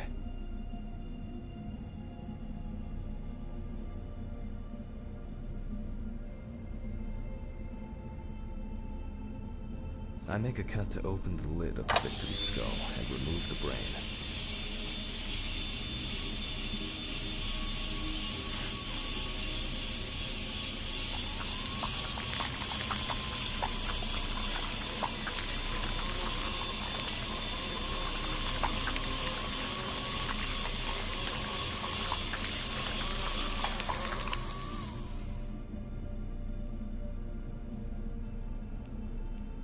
Brain is normal. No obvious lesions. Alright. I need to dissect it on a board.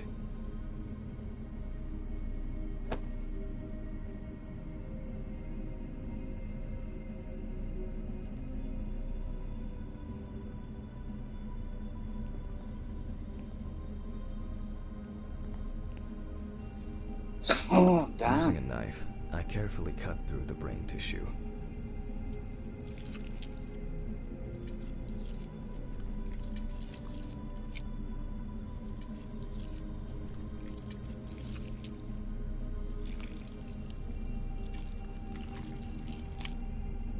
As expected, the deceased's brain is in excellent condition. No discoloration or changes due to hypoxia. There is still the matter of the marks on the neck. They look superficial, but who knows? Maybe the spinal cord has been severed. I need goggles and a saber saw. I think the goggles were in the desk drawer.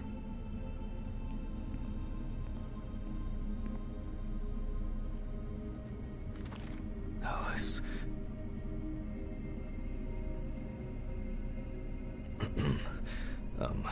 Saw. Saw. Oh. I know. I probably left it in the basement after its last cleaning.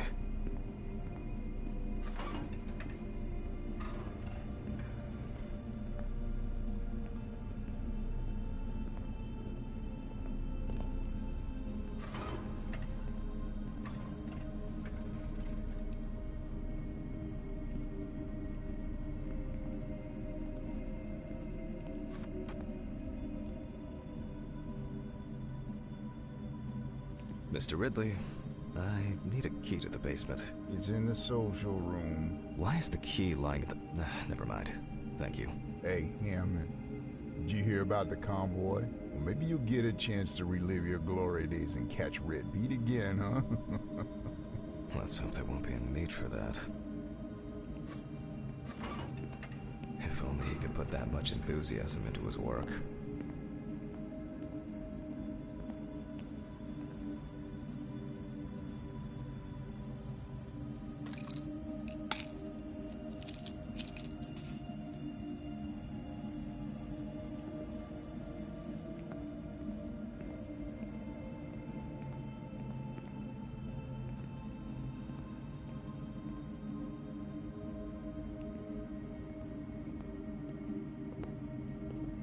I get the feeling that searching through this rubbish is more pathogenic than working with corpses.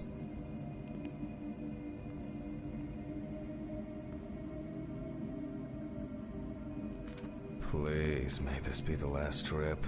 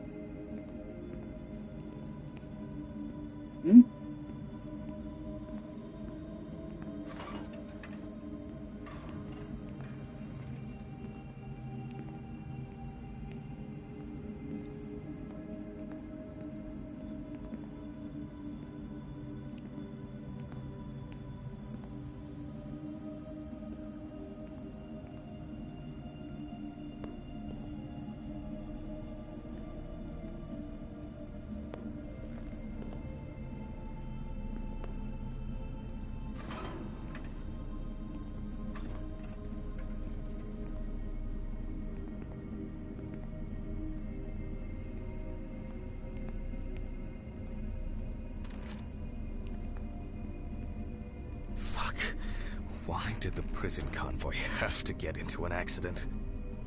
Jack, take a deep breath. Deep, pleasantly cool breath.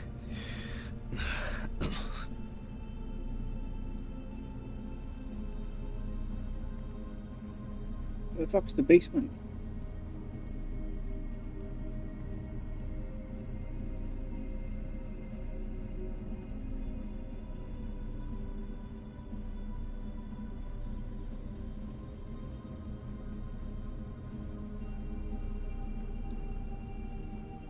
Nearly finished with the autopsy.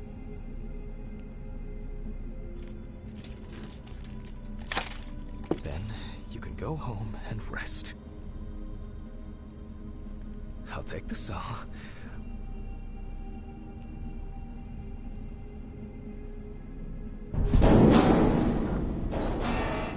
I'll check. Fuck! It's jammed! Doesn't anyone do maintenance around here? Damn hatch. Damn Red Pete. Again. If only.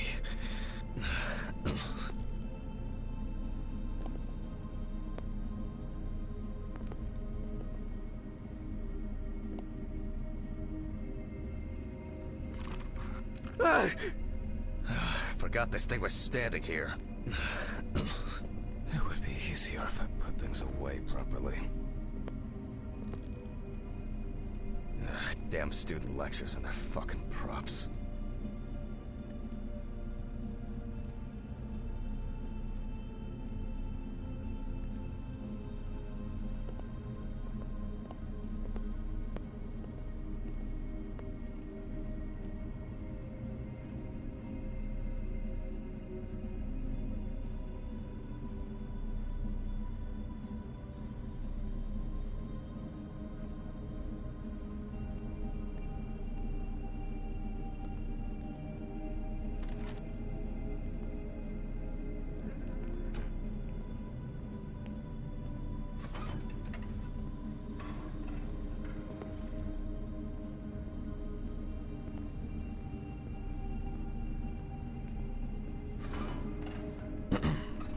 Sorry for the short interruption. I hope you all took the opportunity to grab some coffee. And now that I have everything I need, I'll move on to revealing the spinal cord.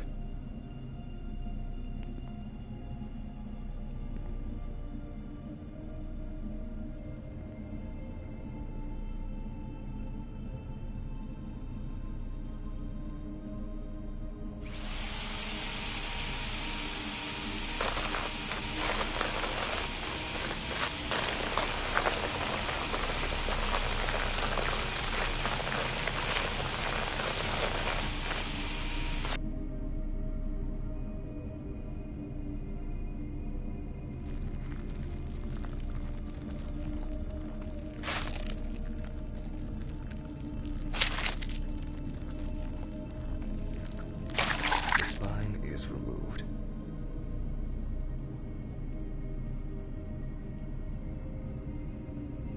Ugh, my head.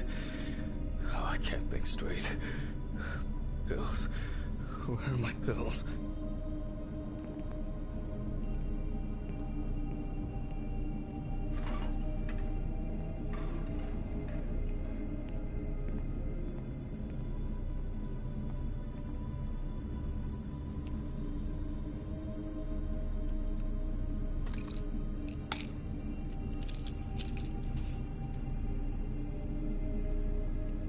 You shouldn't be a fucking medical examiner.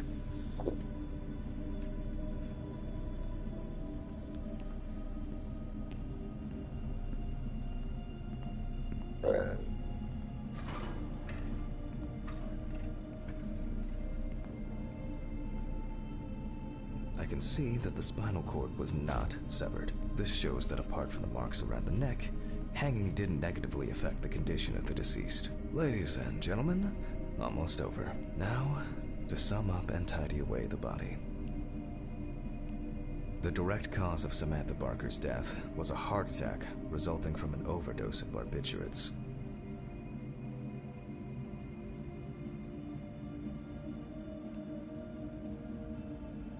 Traces found on the body suggest that the overdose was a deliberate act, following a failed attempt to hang herself. The autopsy found no evidence or genetic materials indicating that death could have been the result of an attack. Third-party involvement must be excluded.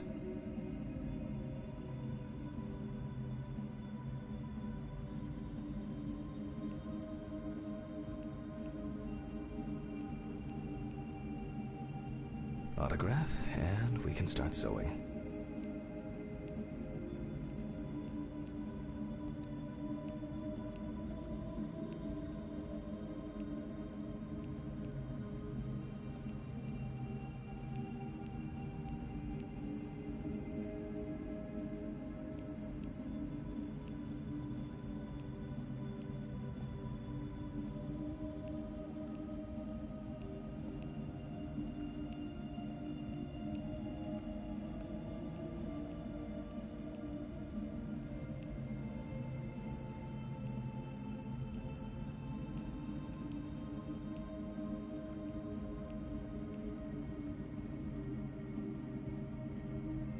In the 1950s and 1960s, the use of barbiturates for suicide was actually quite common. I think it was most talked about after the death of Marilyn Monroe. At home, it was a help and comfort. On death row, a farewell to the convicts. Well, that's the way it goes. It isn't the drug, but the dose that makes the poison.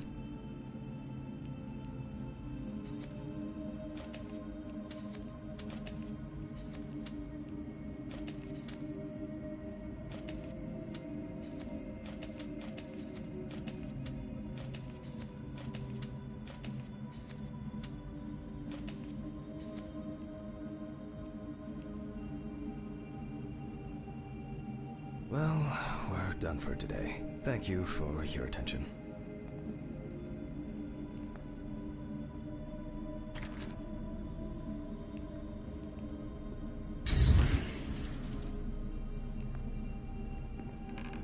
Tiring day. I can feel those hunger pains coming on. I guess I'll have to pick something up along the way.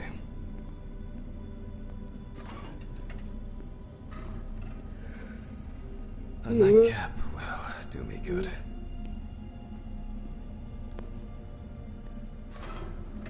Good night, Mr. Ridley. The police will pick up the body and accompanying documentation in the morning. Sure. I guess there are actually two things in this world you can be certain of. Death and Ridley's reluctant attitude. Alright, maybe three things. My whiskey on the rocks when I get home.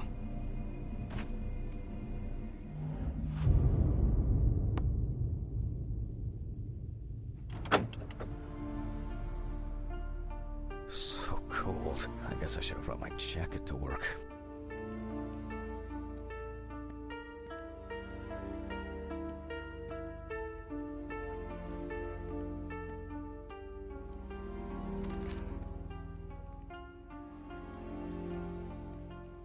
This block can be quite intimidating when it's so quiet.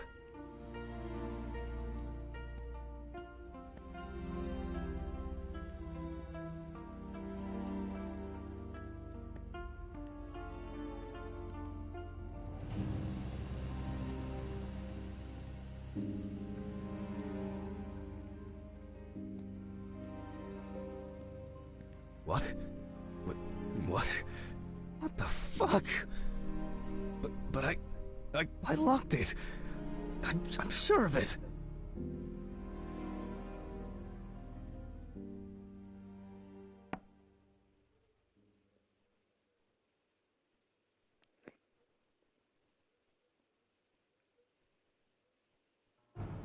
Who the fuck did this? I don't have anything valuable. Money. They must have stolen the money.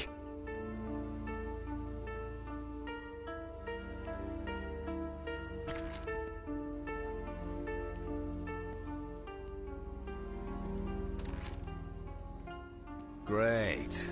That's all I need.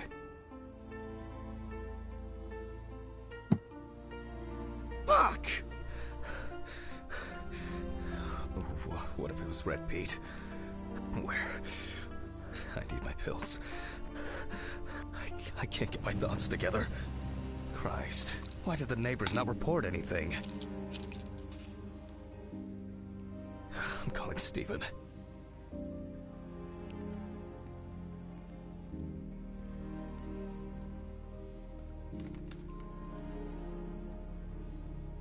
Stephen? Now, Jack, I told you I'm going for a drink with you for another night in a row. That's not why I'm ringing. Although I could do with one. Someone broke into my apartment. What? Did anyone see anything? Have you called the police yet? No, I don't think so. Anyway, no one contacted me. As for the police, I'm calling right now, officer. All right. Do you want me to head around? Look for any trace evidence? I don't know. No, I guess not. Honestly, I don't have the strength to deal with it right now. I just want to lie down. Are you sure? Because it's no trouble at all. I think so. I'm sorry. I just wanted to calm down a bit. I don't know. That's probably some stupid joke. Only money was stolen. Money? From Alice's box? Oh, fuck. Listen, I can come over. I have the key. I'll drop by, do what I need to do, and you go get some sleep. No, don't trouble yourself. Lately, I've been just so tired and distracted. I don't know. Maybe I forgot to close the apartment door on my way to work. If anything else is missing, I'll let you know and call the police. All right. Just make sure you close it tonight. If you see anything weird tomorrow, let me know. Whoever did this may be watching you. I don't think anyone is dumb enough to come back. You're probably right. Take care, Jack. If you need anything, call me. I promise I will. Thanks, Stephen. Sorry to bother you again. I've just been all over the place lately. It's not a problem. Good night, Jack. Good night. I guess I should clean this shit up. Where to start? Maybe I could barricade the door with this. I should pack this thing away. I have no interest in Dion. Now I'm sure Alice's family should really have some of these.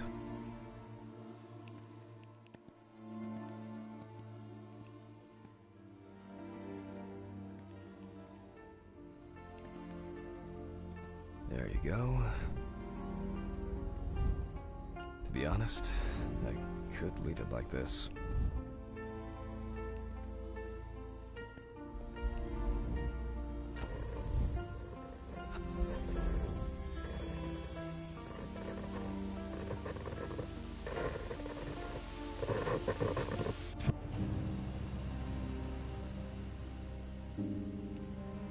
That's enough for now. Jeez, I'm exhausted. I'll get the rest in the morning.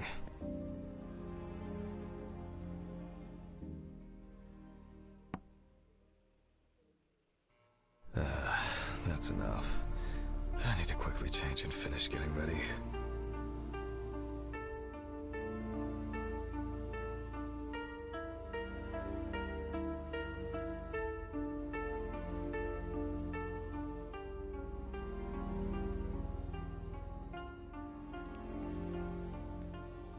I'm gonna be late for work again.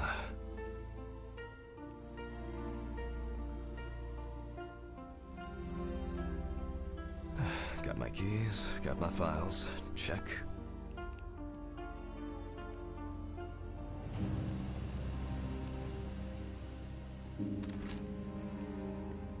Oh yeah, I should take my pills.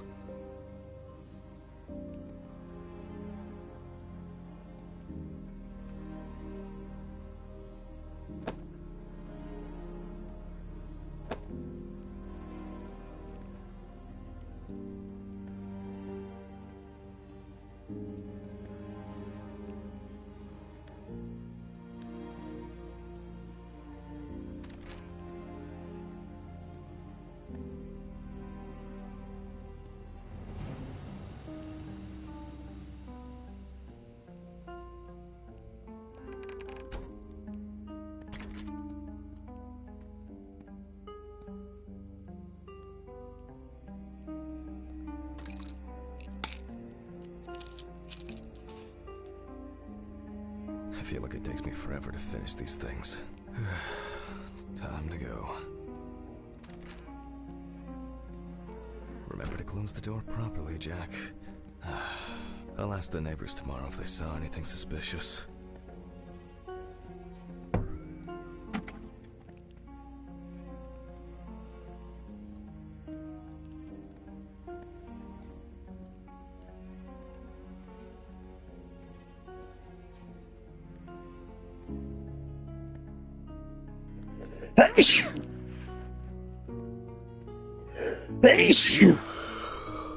I wonder if Ridley fixed the coffee machine.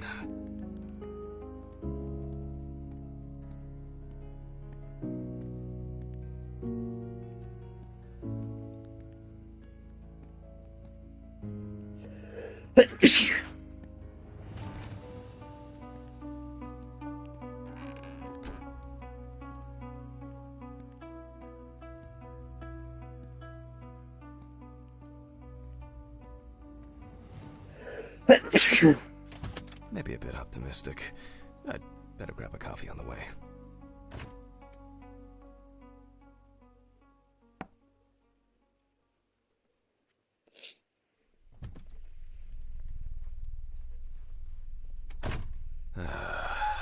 I'm exhausted.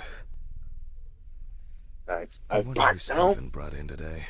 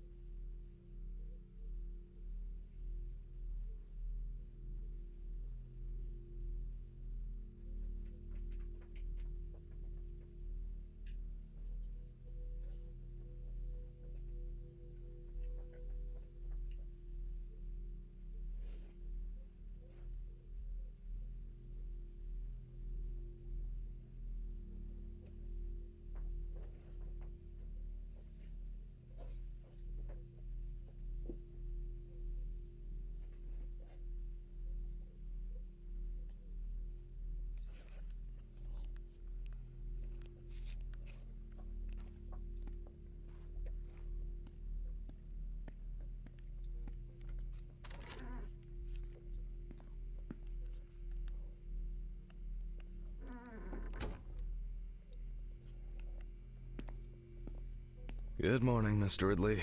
No, he's not here yet? No, I'll do without him.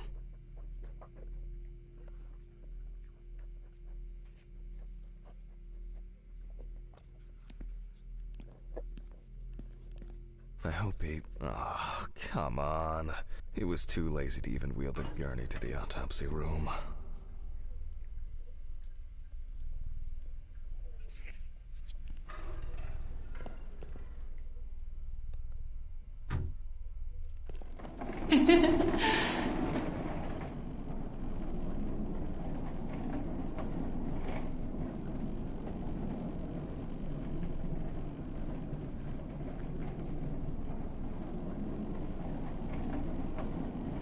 Almost there.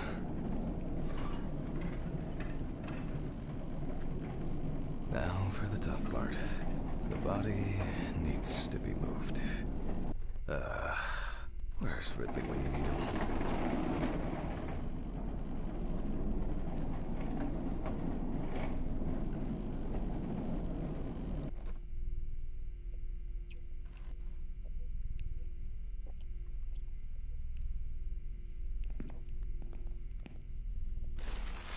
All right. I just need some gloves and my apron. Then I can get to work.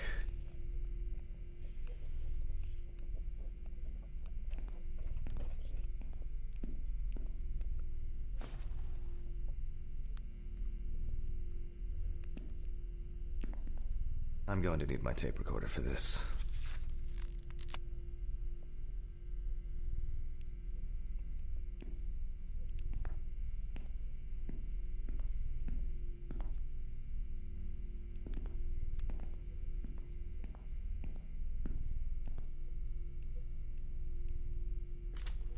Autopsy dated November 22nd, 1991. 7:32 p.m. Led by Dr. Jack Hanman.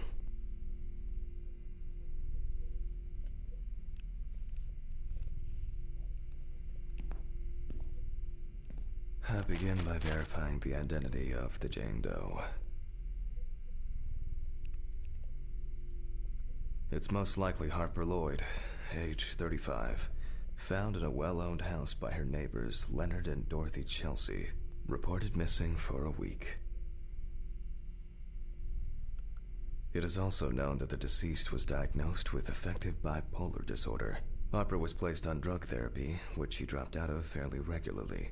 During her treatment, she was under the care of her common-law partner, Richard Benson, professional truck driver. The last person who had contact with the deceased was her partner. Harper's last message read as follows. I'm gonna take a shit in their stupid well. Then we'll see who has the last laugh. Police records also show that Mrs. Lloyd was in constant conflict with her neighbors. The constant parties and subsequent brawls made living in the area nearly impossible, especially when Lloyd's partner wasn't around. Firefighters found the body after the Chelsea family began complaining that their tap water tasted strange, and at one point had begun to smell and turn a dark color.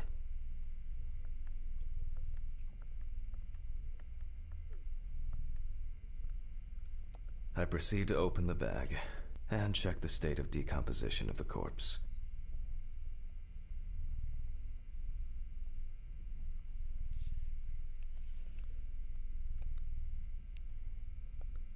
The most important task in forensic identification of a drowned person is to distinguish whether the death occurred before or after entering the water.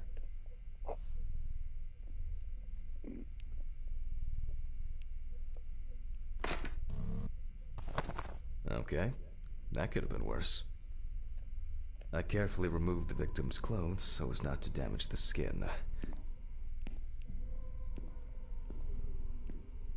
One shoe was missing. The deceased was found fully clothed. I'm going to need the camera to document all possible suspicious marks.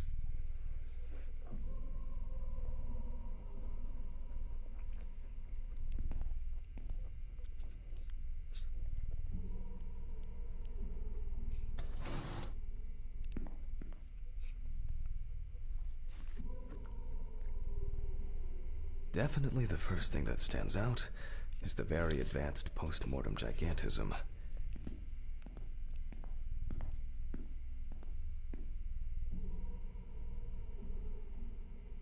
The skin of the deceased appears very delicate, smooth, and relaxed from being in the water for a long time. The whole body is extremely pale.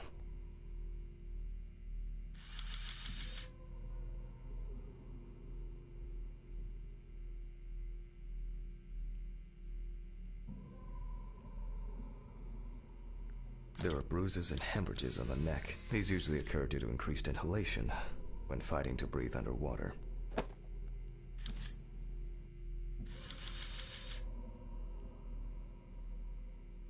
Post-mortem markings are seen on the underside of the body, that is, on the back, thighs, and calves of the deceased.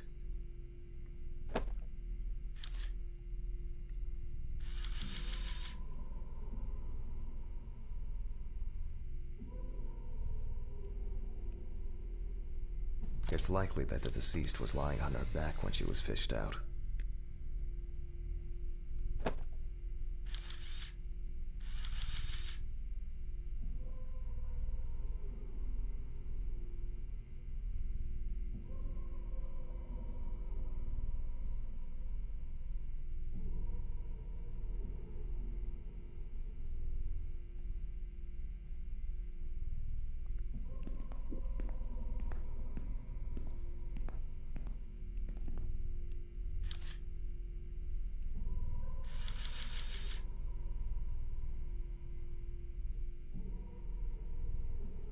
There are some obvious scratches on the skin.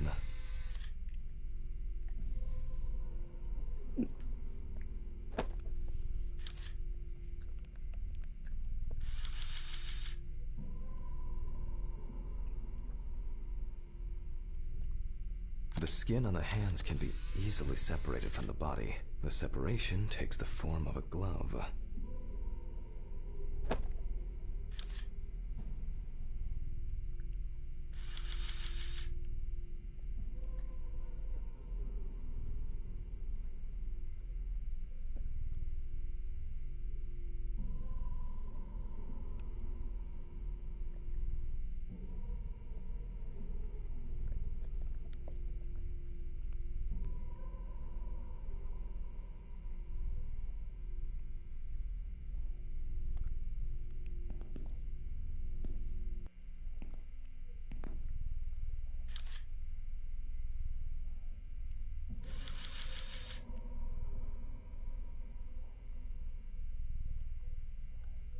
The so-called washerwoman's skin on the feet. The deceased had indeed been in the water for a long time.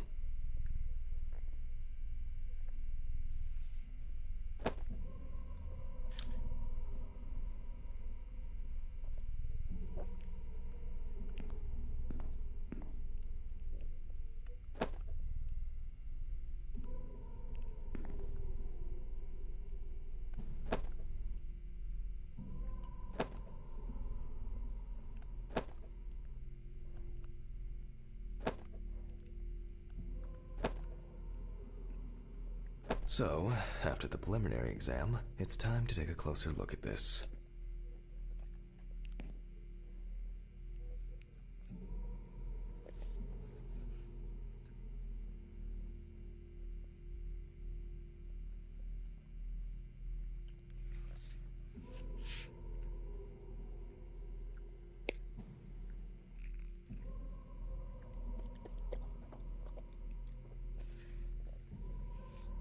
Right, come on, move.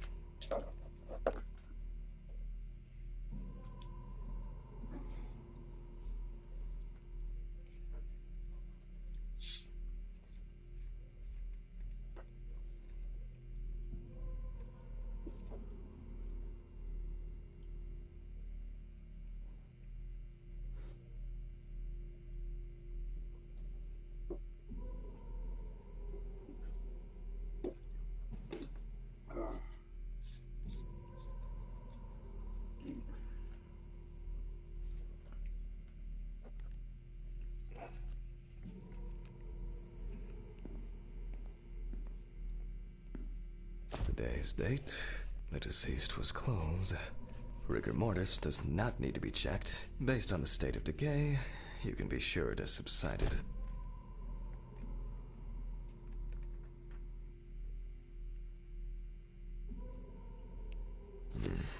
Where to start? We see thick, white foam in the mouth of the deceased, resulting from pulmonary edema. Foam is a characteristic in deaths due to drowning.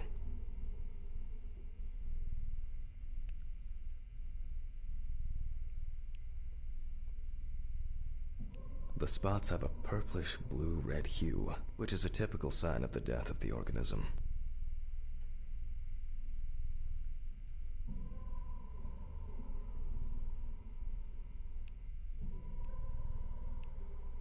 Yep, pretty typical. Livor mortis are formed as a result of putrefaction of blood in the veins.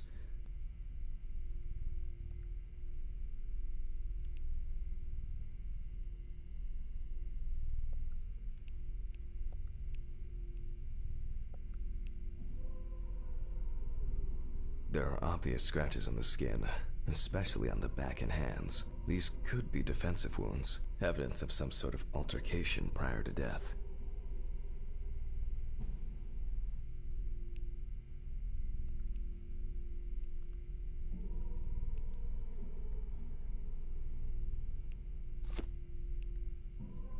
No obvious signs of struggle. The skin on the hands would have easily peeled away from the flesh. Some of the fingers have already lost their nails.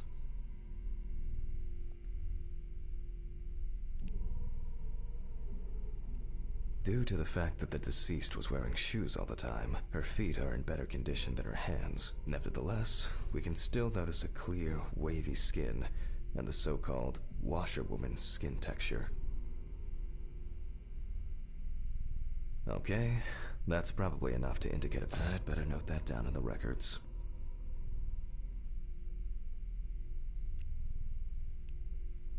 Marks found on the neck and foaming at the mouth are typical signs of drowning people.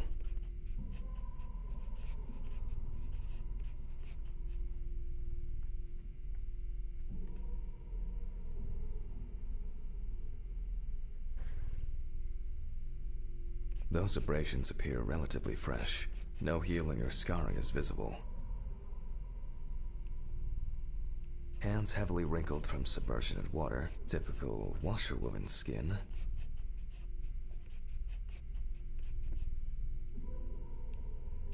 There doesn't seem to be anything unusual about this livor mortis.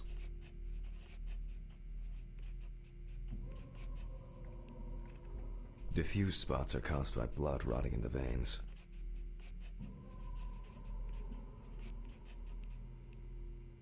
Considering the deceased's penchant for drinking alcohol, it could have been a mere accident. In this case, the question is, was drowning an accident or of suicidal intent? Maybe it's just an abrasion, or maybe the result of a fight and being pushed into a well. Fortunately, the skin on the hands didn't fall off. Otherwise, I'd have trouble identifying the deceased. Their distribution suggests that the victim was probably lying on her back when fished out of the water. Livor mortis of a different color could indicate poisoning with carbon monoxide, cyanides, or nitrates. However, this is not the case here. A simple trip, loss of balance, and as a result, you end up in a deep hole with no way out. That's all for now. Before I begin the dissection, I'll make sure the suggested identity is correct.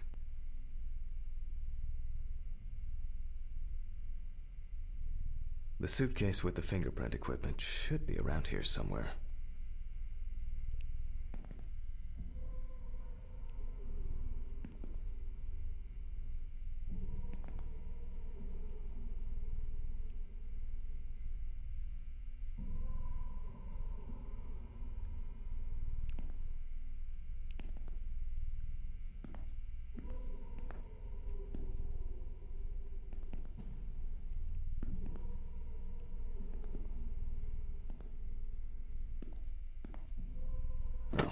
Here it is.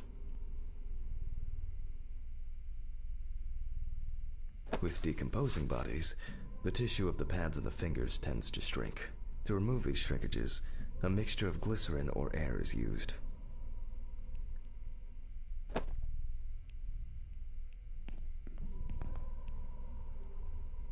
If the body of the deceased is well preserved, fingerprinting is similar to that of a living person.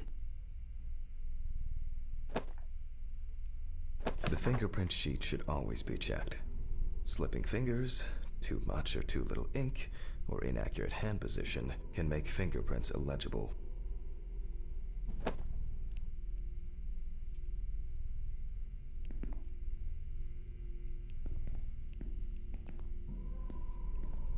I'm going to conduct a dactyloscopic examination. If in fact the deceased is in the police database, I will find her.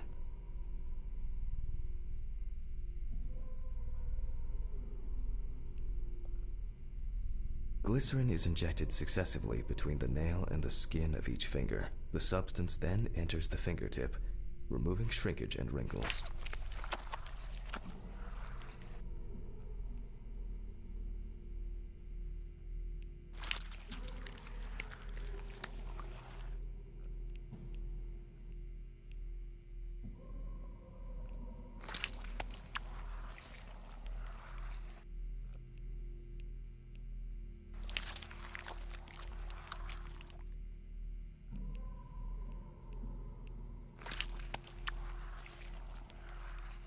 Now I take a brush.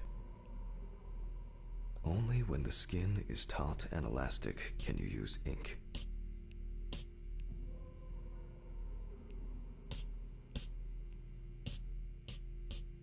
I think it's enough.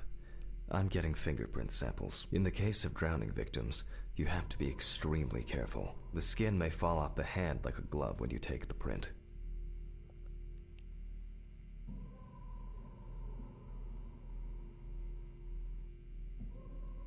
I'll use the fax machine to add the print into the system.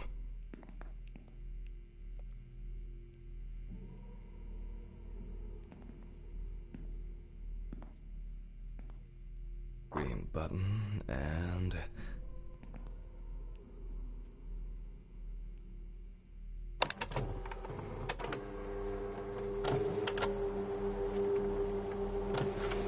Once the data uploads, I'll run the prints against the police database on the computer.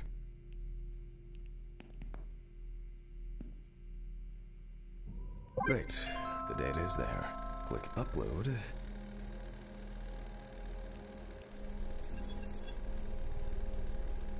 Now, go through the database and find a matching print. Expect possible hours of fun.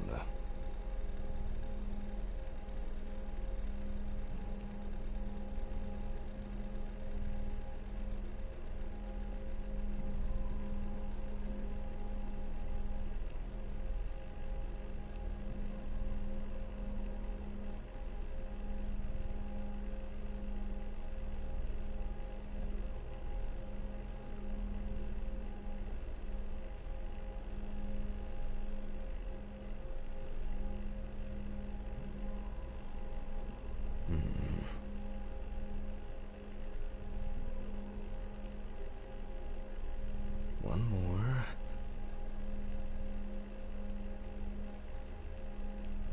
Analyze button.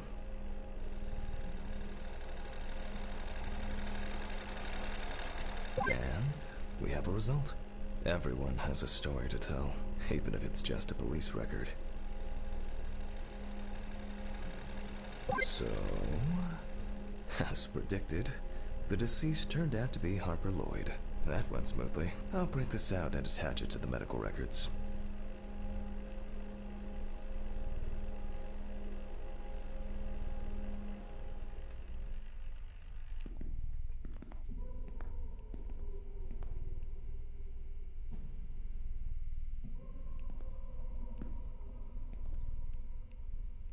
Great. Now I can go back to my inspection.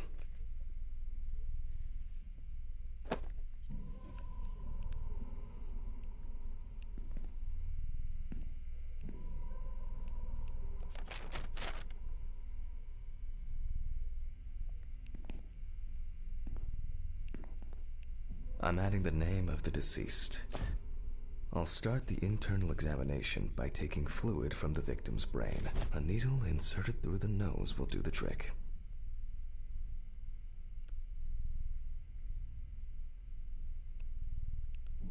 If the victim was alive when she fell into the well, she must have swallowed water fighting for her life. And then diatoms, characteristics of pooled water like a well, got into the body.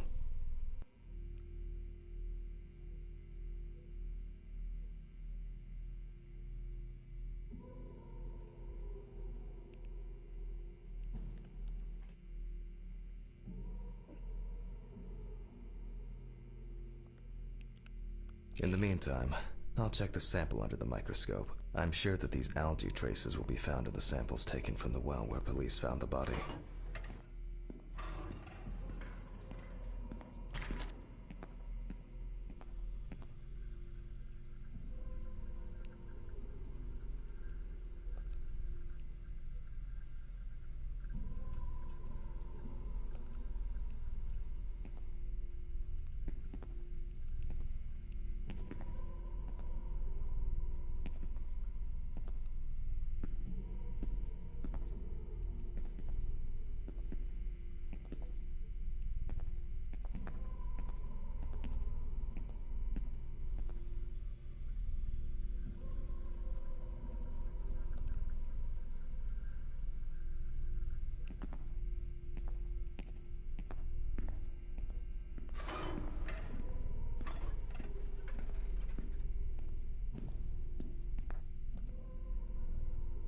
Now I need to adjust the knobs properly and place the diatom in the center of the slide. Diatoms are single-celled microscopic algae.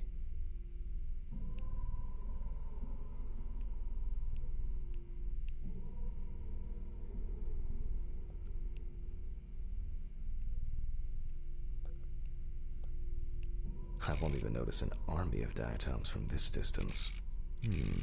Great. This way I'll see if I'm dealing with a large concentration of these algae. The aperture still needs adjustment. The image is too dark. Nah, too much light. Oh, I'm finally starting to see something here. The aperture still needs adjustment. The image is too dark.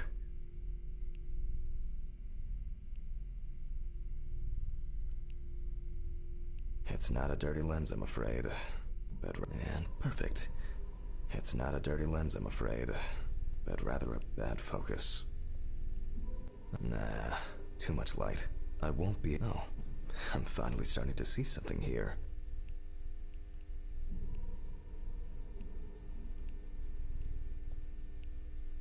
I won't even notice an army of diatoms from this distance.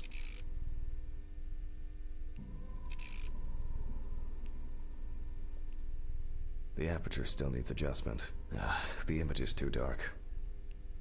Oh, I'm finally starting to see something here.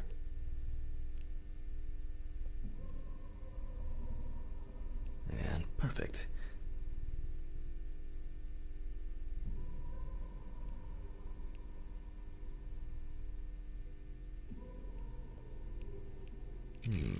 Great. This way I'll see if I'm dealing with a large concentration of these algae.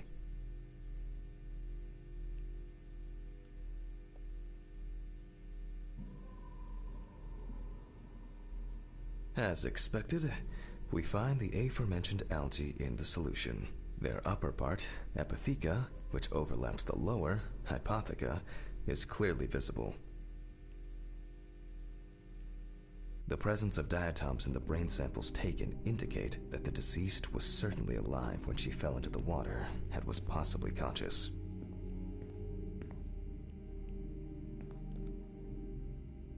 Since there were diatoms in the brain, it means that many more of them must have entered the body. Studies of the rest of the organs will most likely confirm this hypothesis. I can finally get to the practical part. I must be extra careful because the skin of the deceased is very stretched. I wouldn't want an explosion here.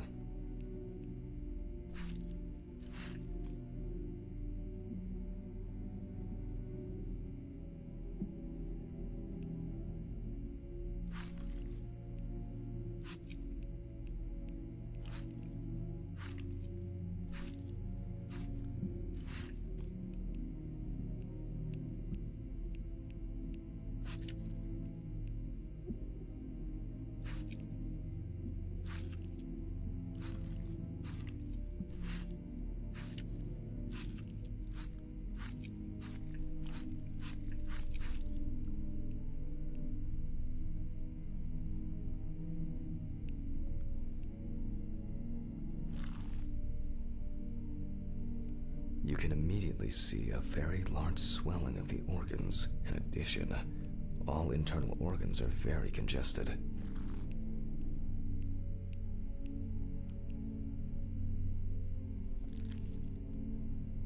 I proceed to remove the rib cage.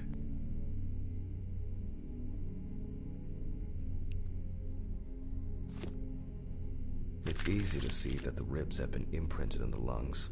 So, I'm going to start by drawing blood from the lungs for testing for diatoms.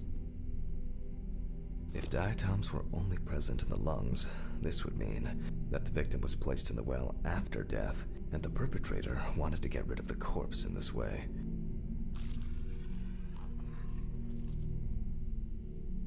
Now, I remove the lungs and proceed to their examination. Taking the lungs in my hand, I feel that the tissues have lost their elasticity, which is the result of water emphysema. In addition, there is significant swelling of the organs, and as a result, we have a nice imprint of the ribs. The emphysema itself, it's clear how far it's progressed, which is characteristic of drowning.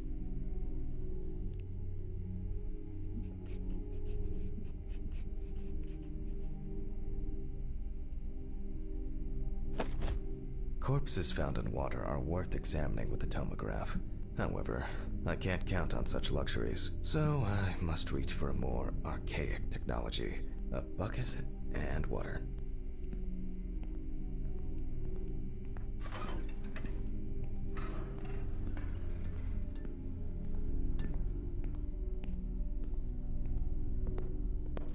Who has anyone been here?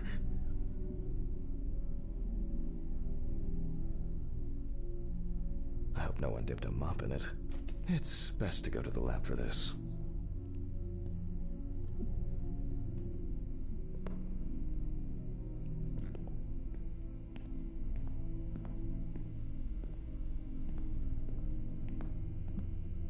Historically, the lung float test is used to detect infanticide.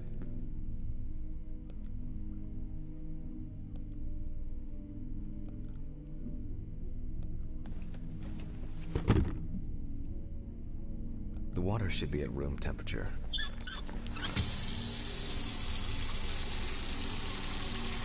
That's enough. To test for this, I have to place the lungs in a container of water. This checks if there is air in the lungs. And speaking of lungs, everything is ready to bring them here.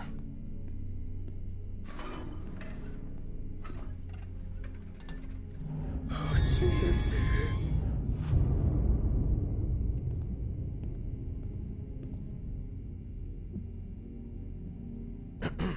Of course, such a study isn't without flaws. Air may have entered a newborn's airways during resuscitation attempts. Gases released during decomposition could also give a false result.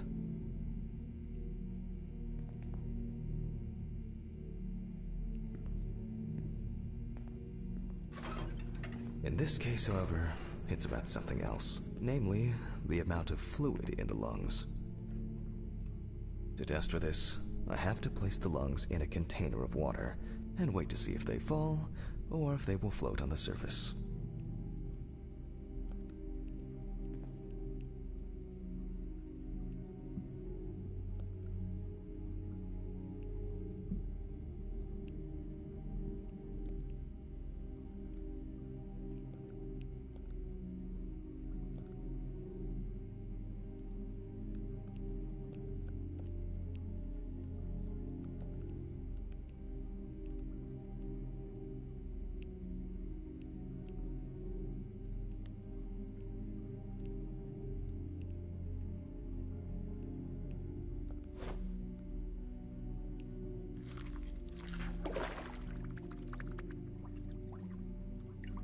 Just as I assumed, the lungs collapsed easily.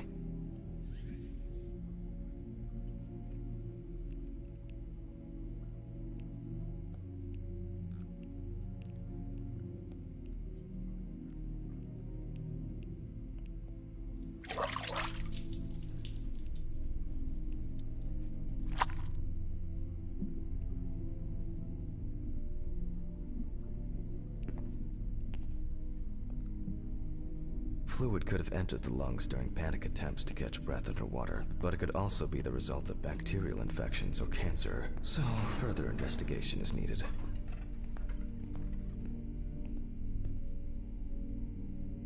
I move on to dissecting the lungs of the deceased.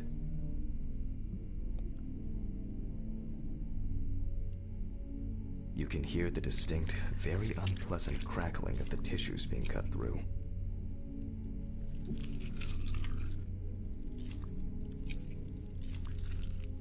The parenchyma is remarkably pale, although small hemorrhagic foci and petechia are present on the surface.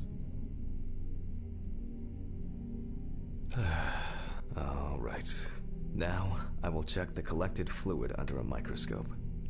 If we find 20 diatoms on the slide, it can be considered drowning, and our result is not false positive due to possible contaminations. Let's see, although I expect we'll find them easily. The aperture still needs adjustment.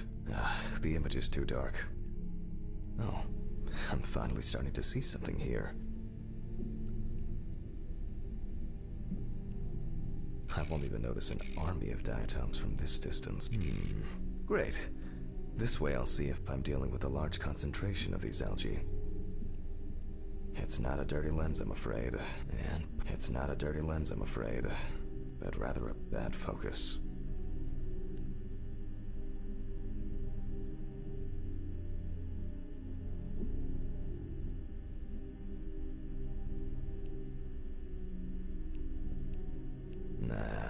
Oh, I'm finally starting to see something here.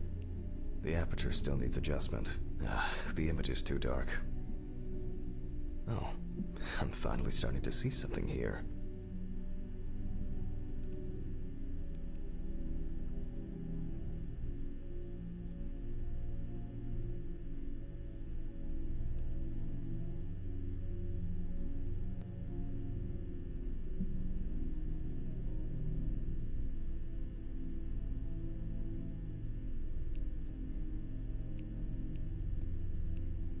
The aperture still needs adjustment. Oh, I'm finally starting to see something here.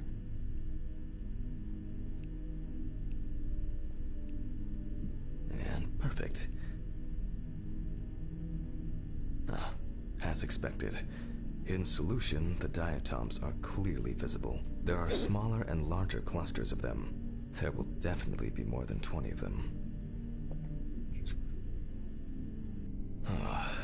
I'll make a note of all this.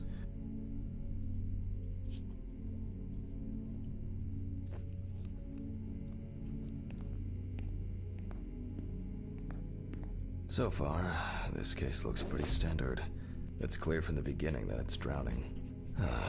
Well, the procedure requires me to check everything anyway.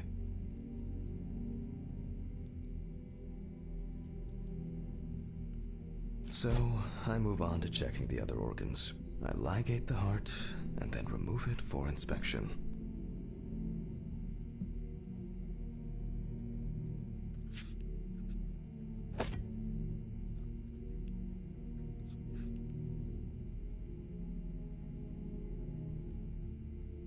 Strongly developed putrefactic hemolysis of the organ can be seen at first glance. Apart from that, no signs of a heart attack or other heart disease.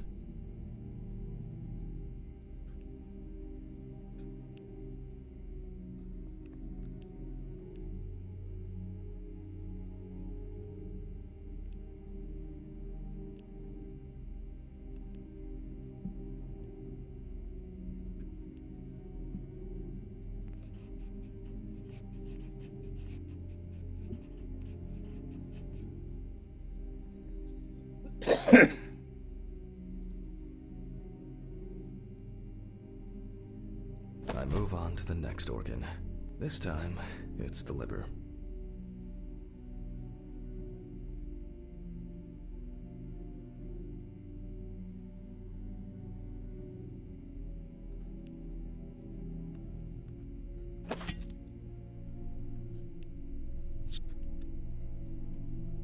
It's immediately apparent that the deceased didn't care for herself. Like most organs, her liver is enlarged and severely congested.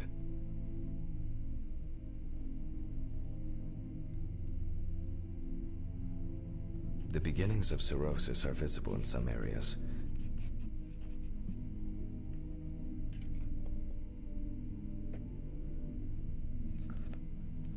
I transfer the organ to a board and proceed to dissect.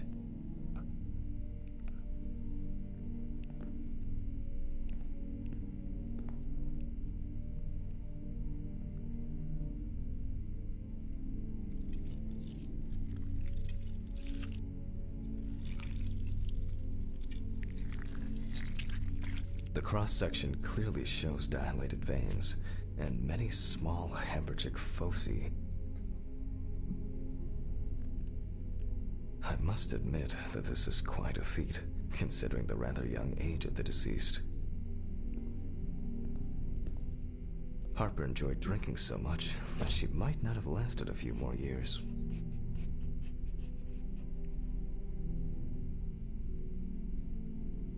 I move on to the stomach. I take a sample of the fluid for testing.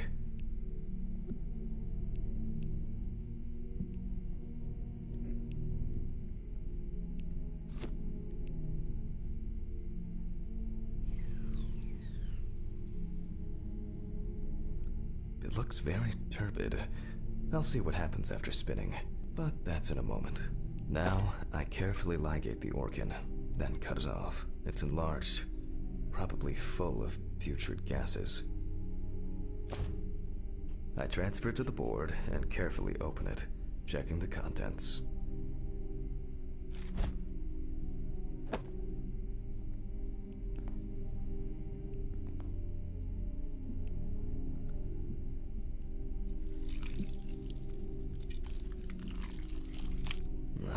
One thing you'd never get used to is how much this task smells.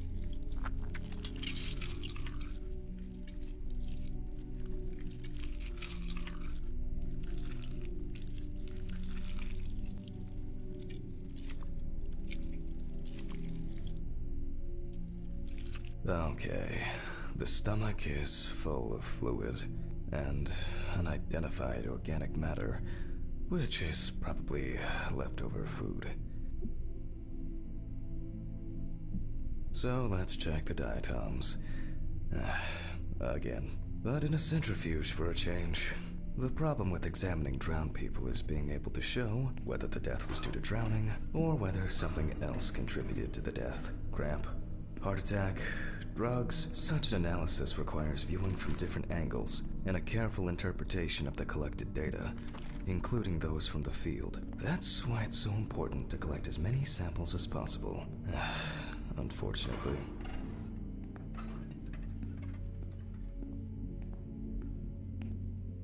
Okay, this is one last little sample.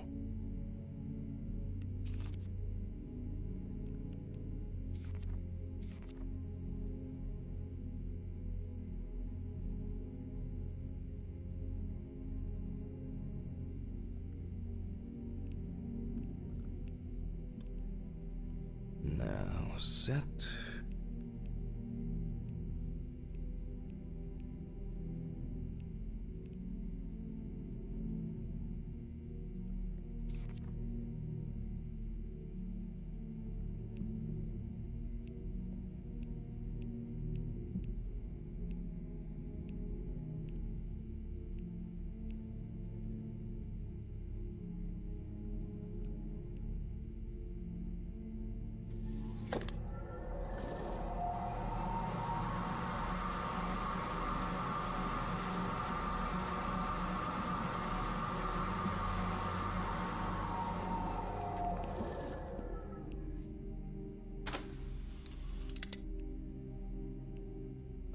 Done. I'll run it directly into the chromatograph and run it against the data from the police. I'm certain the analysis will show similarities between the fluid and water in Chelsea's well.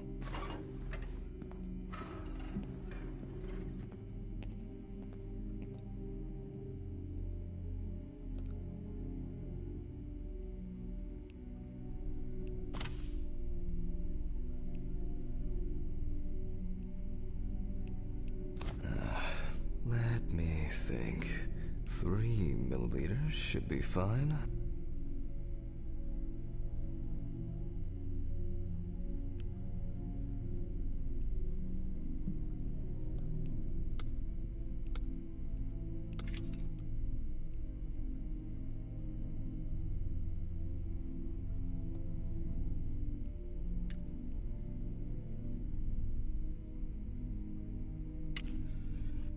Okay, now it's the chromatograph's turn.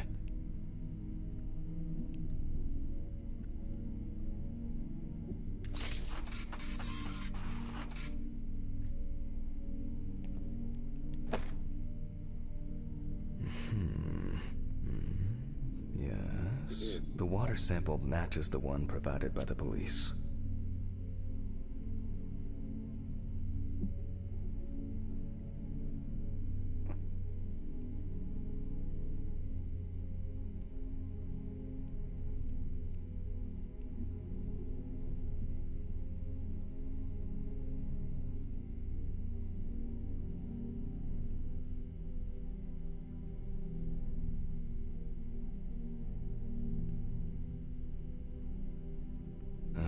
Well, the results are quite clear.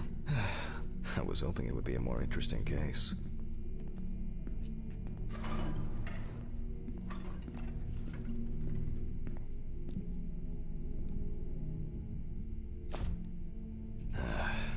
More diatoms. Analysis indicates the same origin. Blah, blah, blah.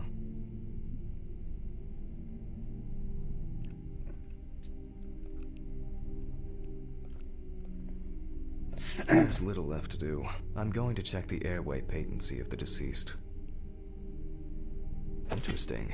Looks like there's something stuck in the trachea. I'm moving to the board for further inspection.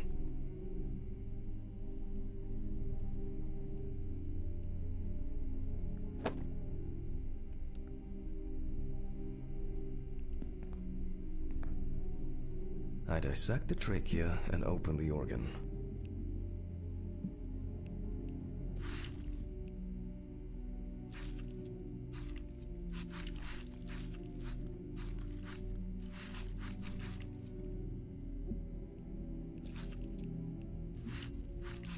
Inside, I find a wedding ring. This is interesting. Let me look at it. Based on the size, I can say that it's a woman's wedding ring, quite standard from the outside. There's an engraving inside. What the fuck? But this is my ring! Alice's ring! But how did it... But this should be at home. I have it! At home. It's... I have to check this out. Where are my meds? Where the fuck are my meds?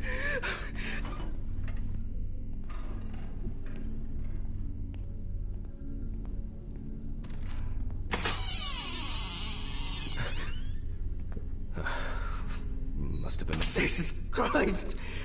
Hope these all make it go away. I have to check the apartment. It can't be.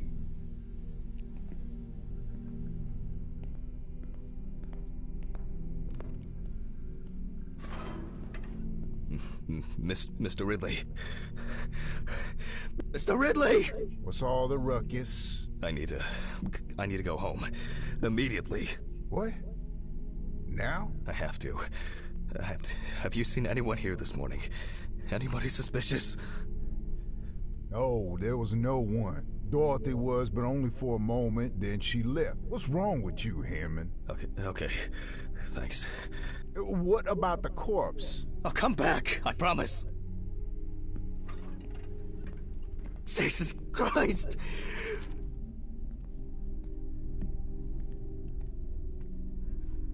I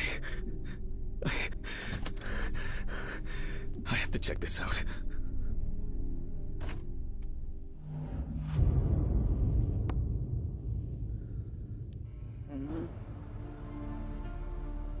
This...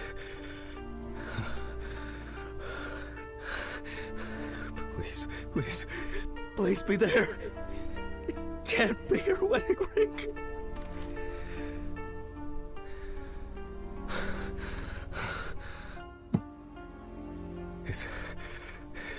It's not here. It's not. I need to go.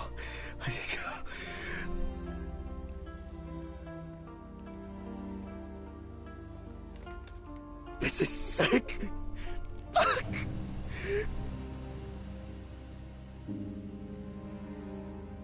Come on, Stephen. Pick up the fucking phone.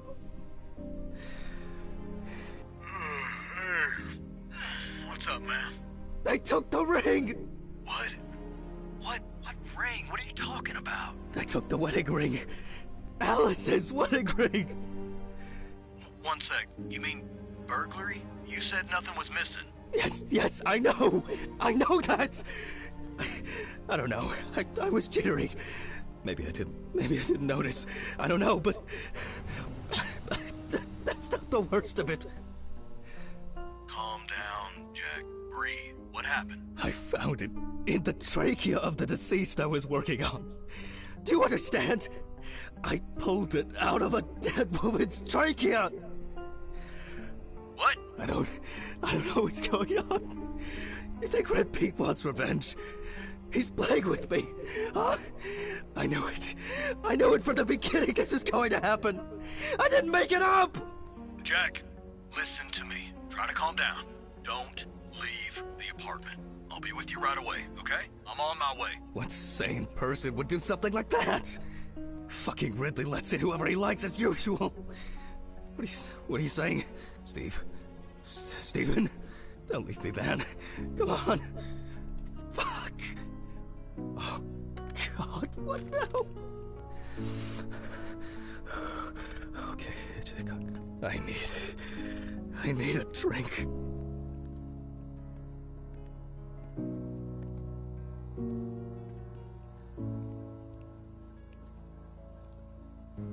Jesus. What's going on?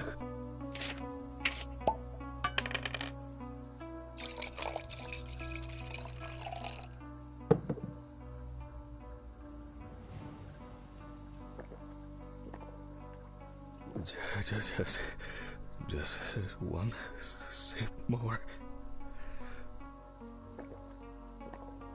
Yep.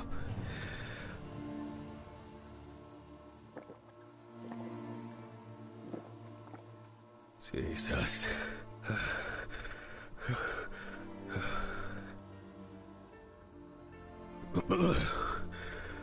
Okay.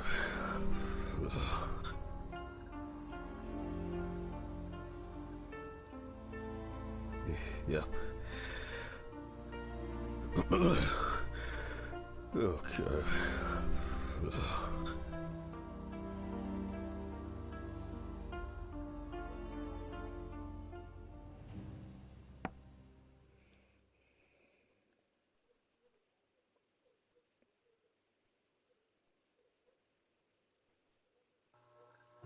These reports will kill me one day.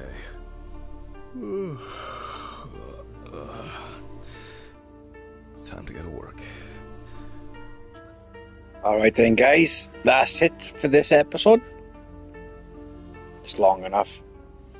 But, yeah, it's been interesting. So, something different. So, I'll pick it up now. I will do another one tomorrow. So, thank you. And I'll catch you all soon. Good night.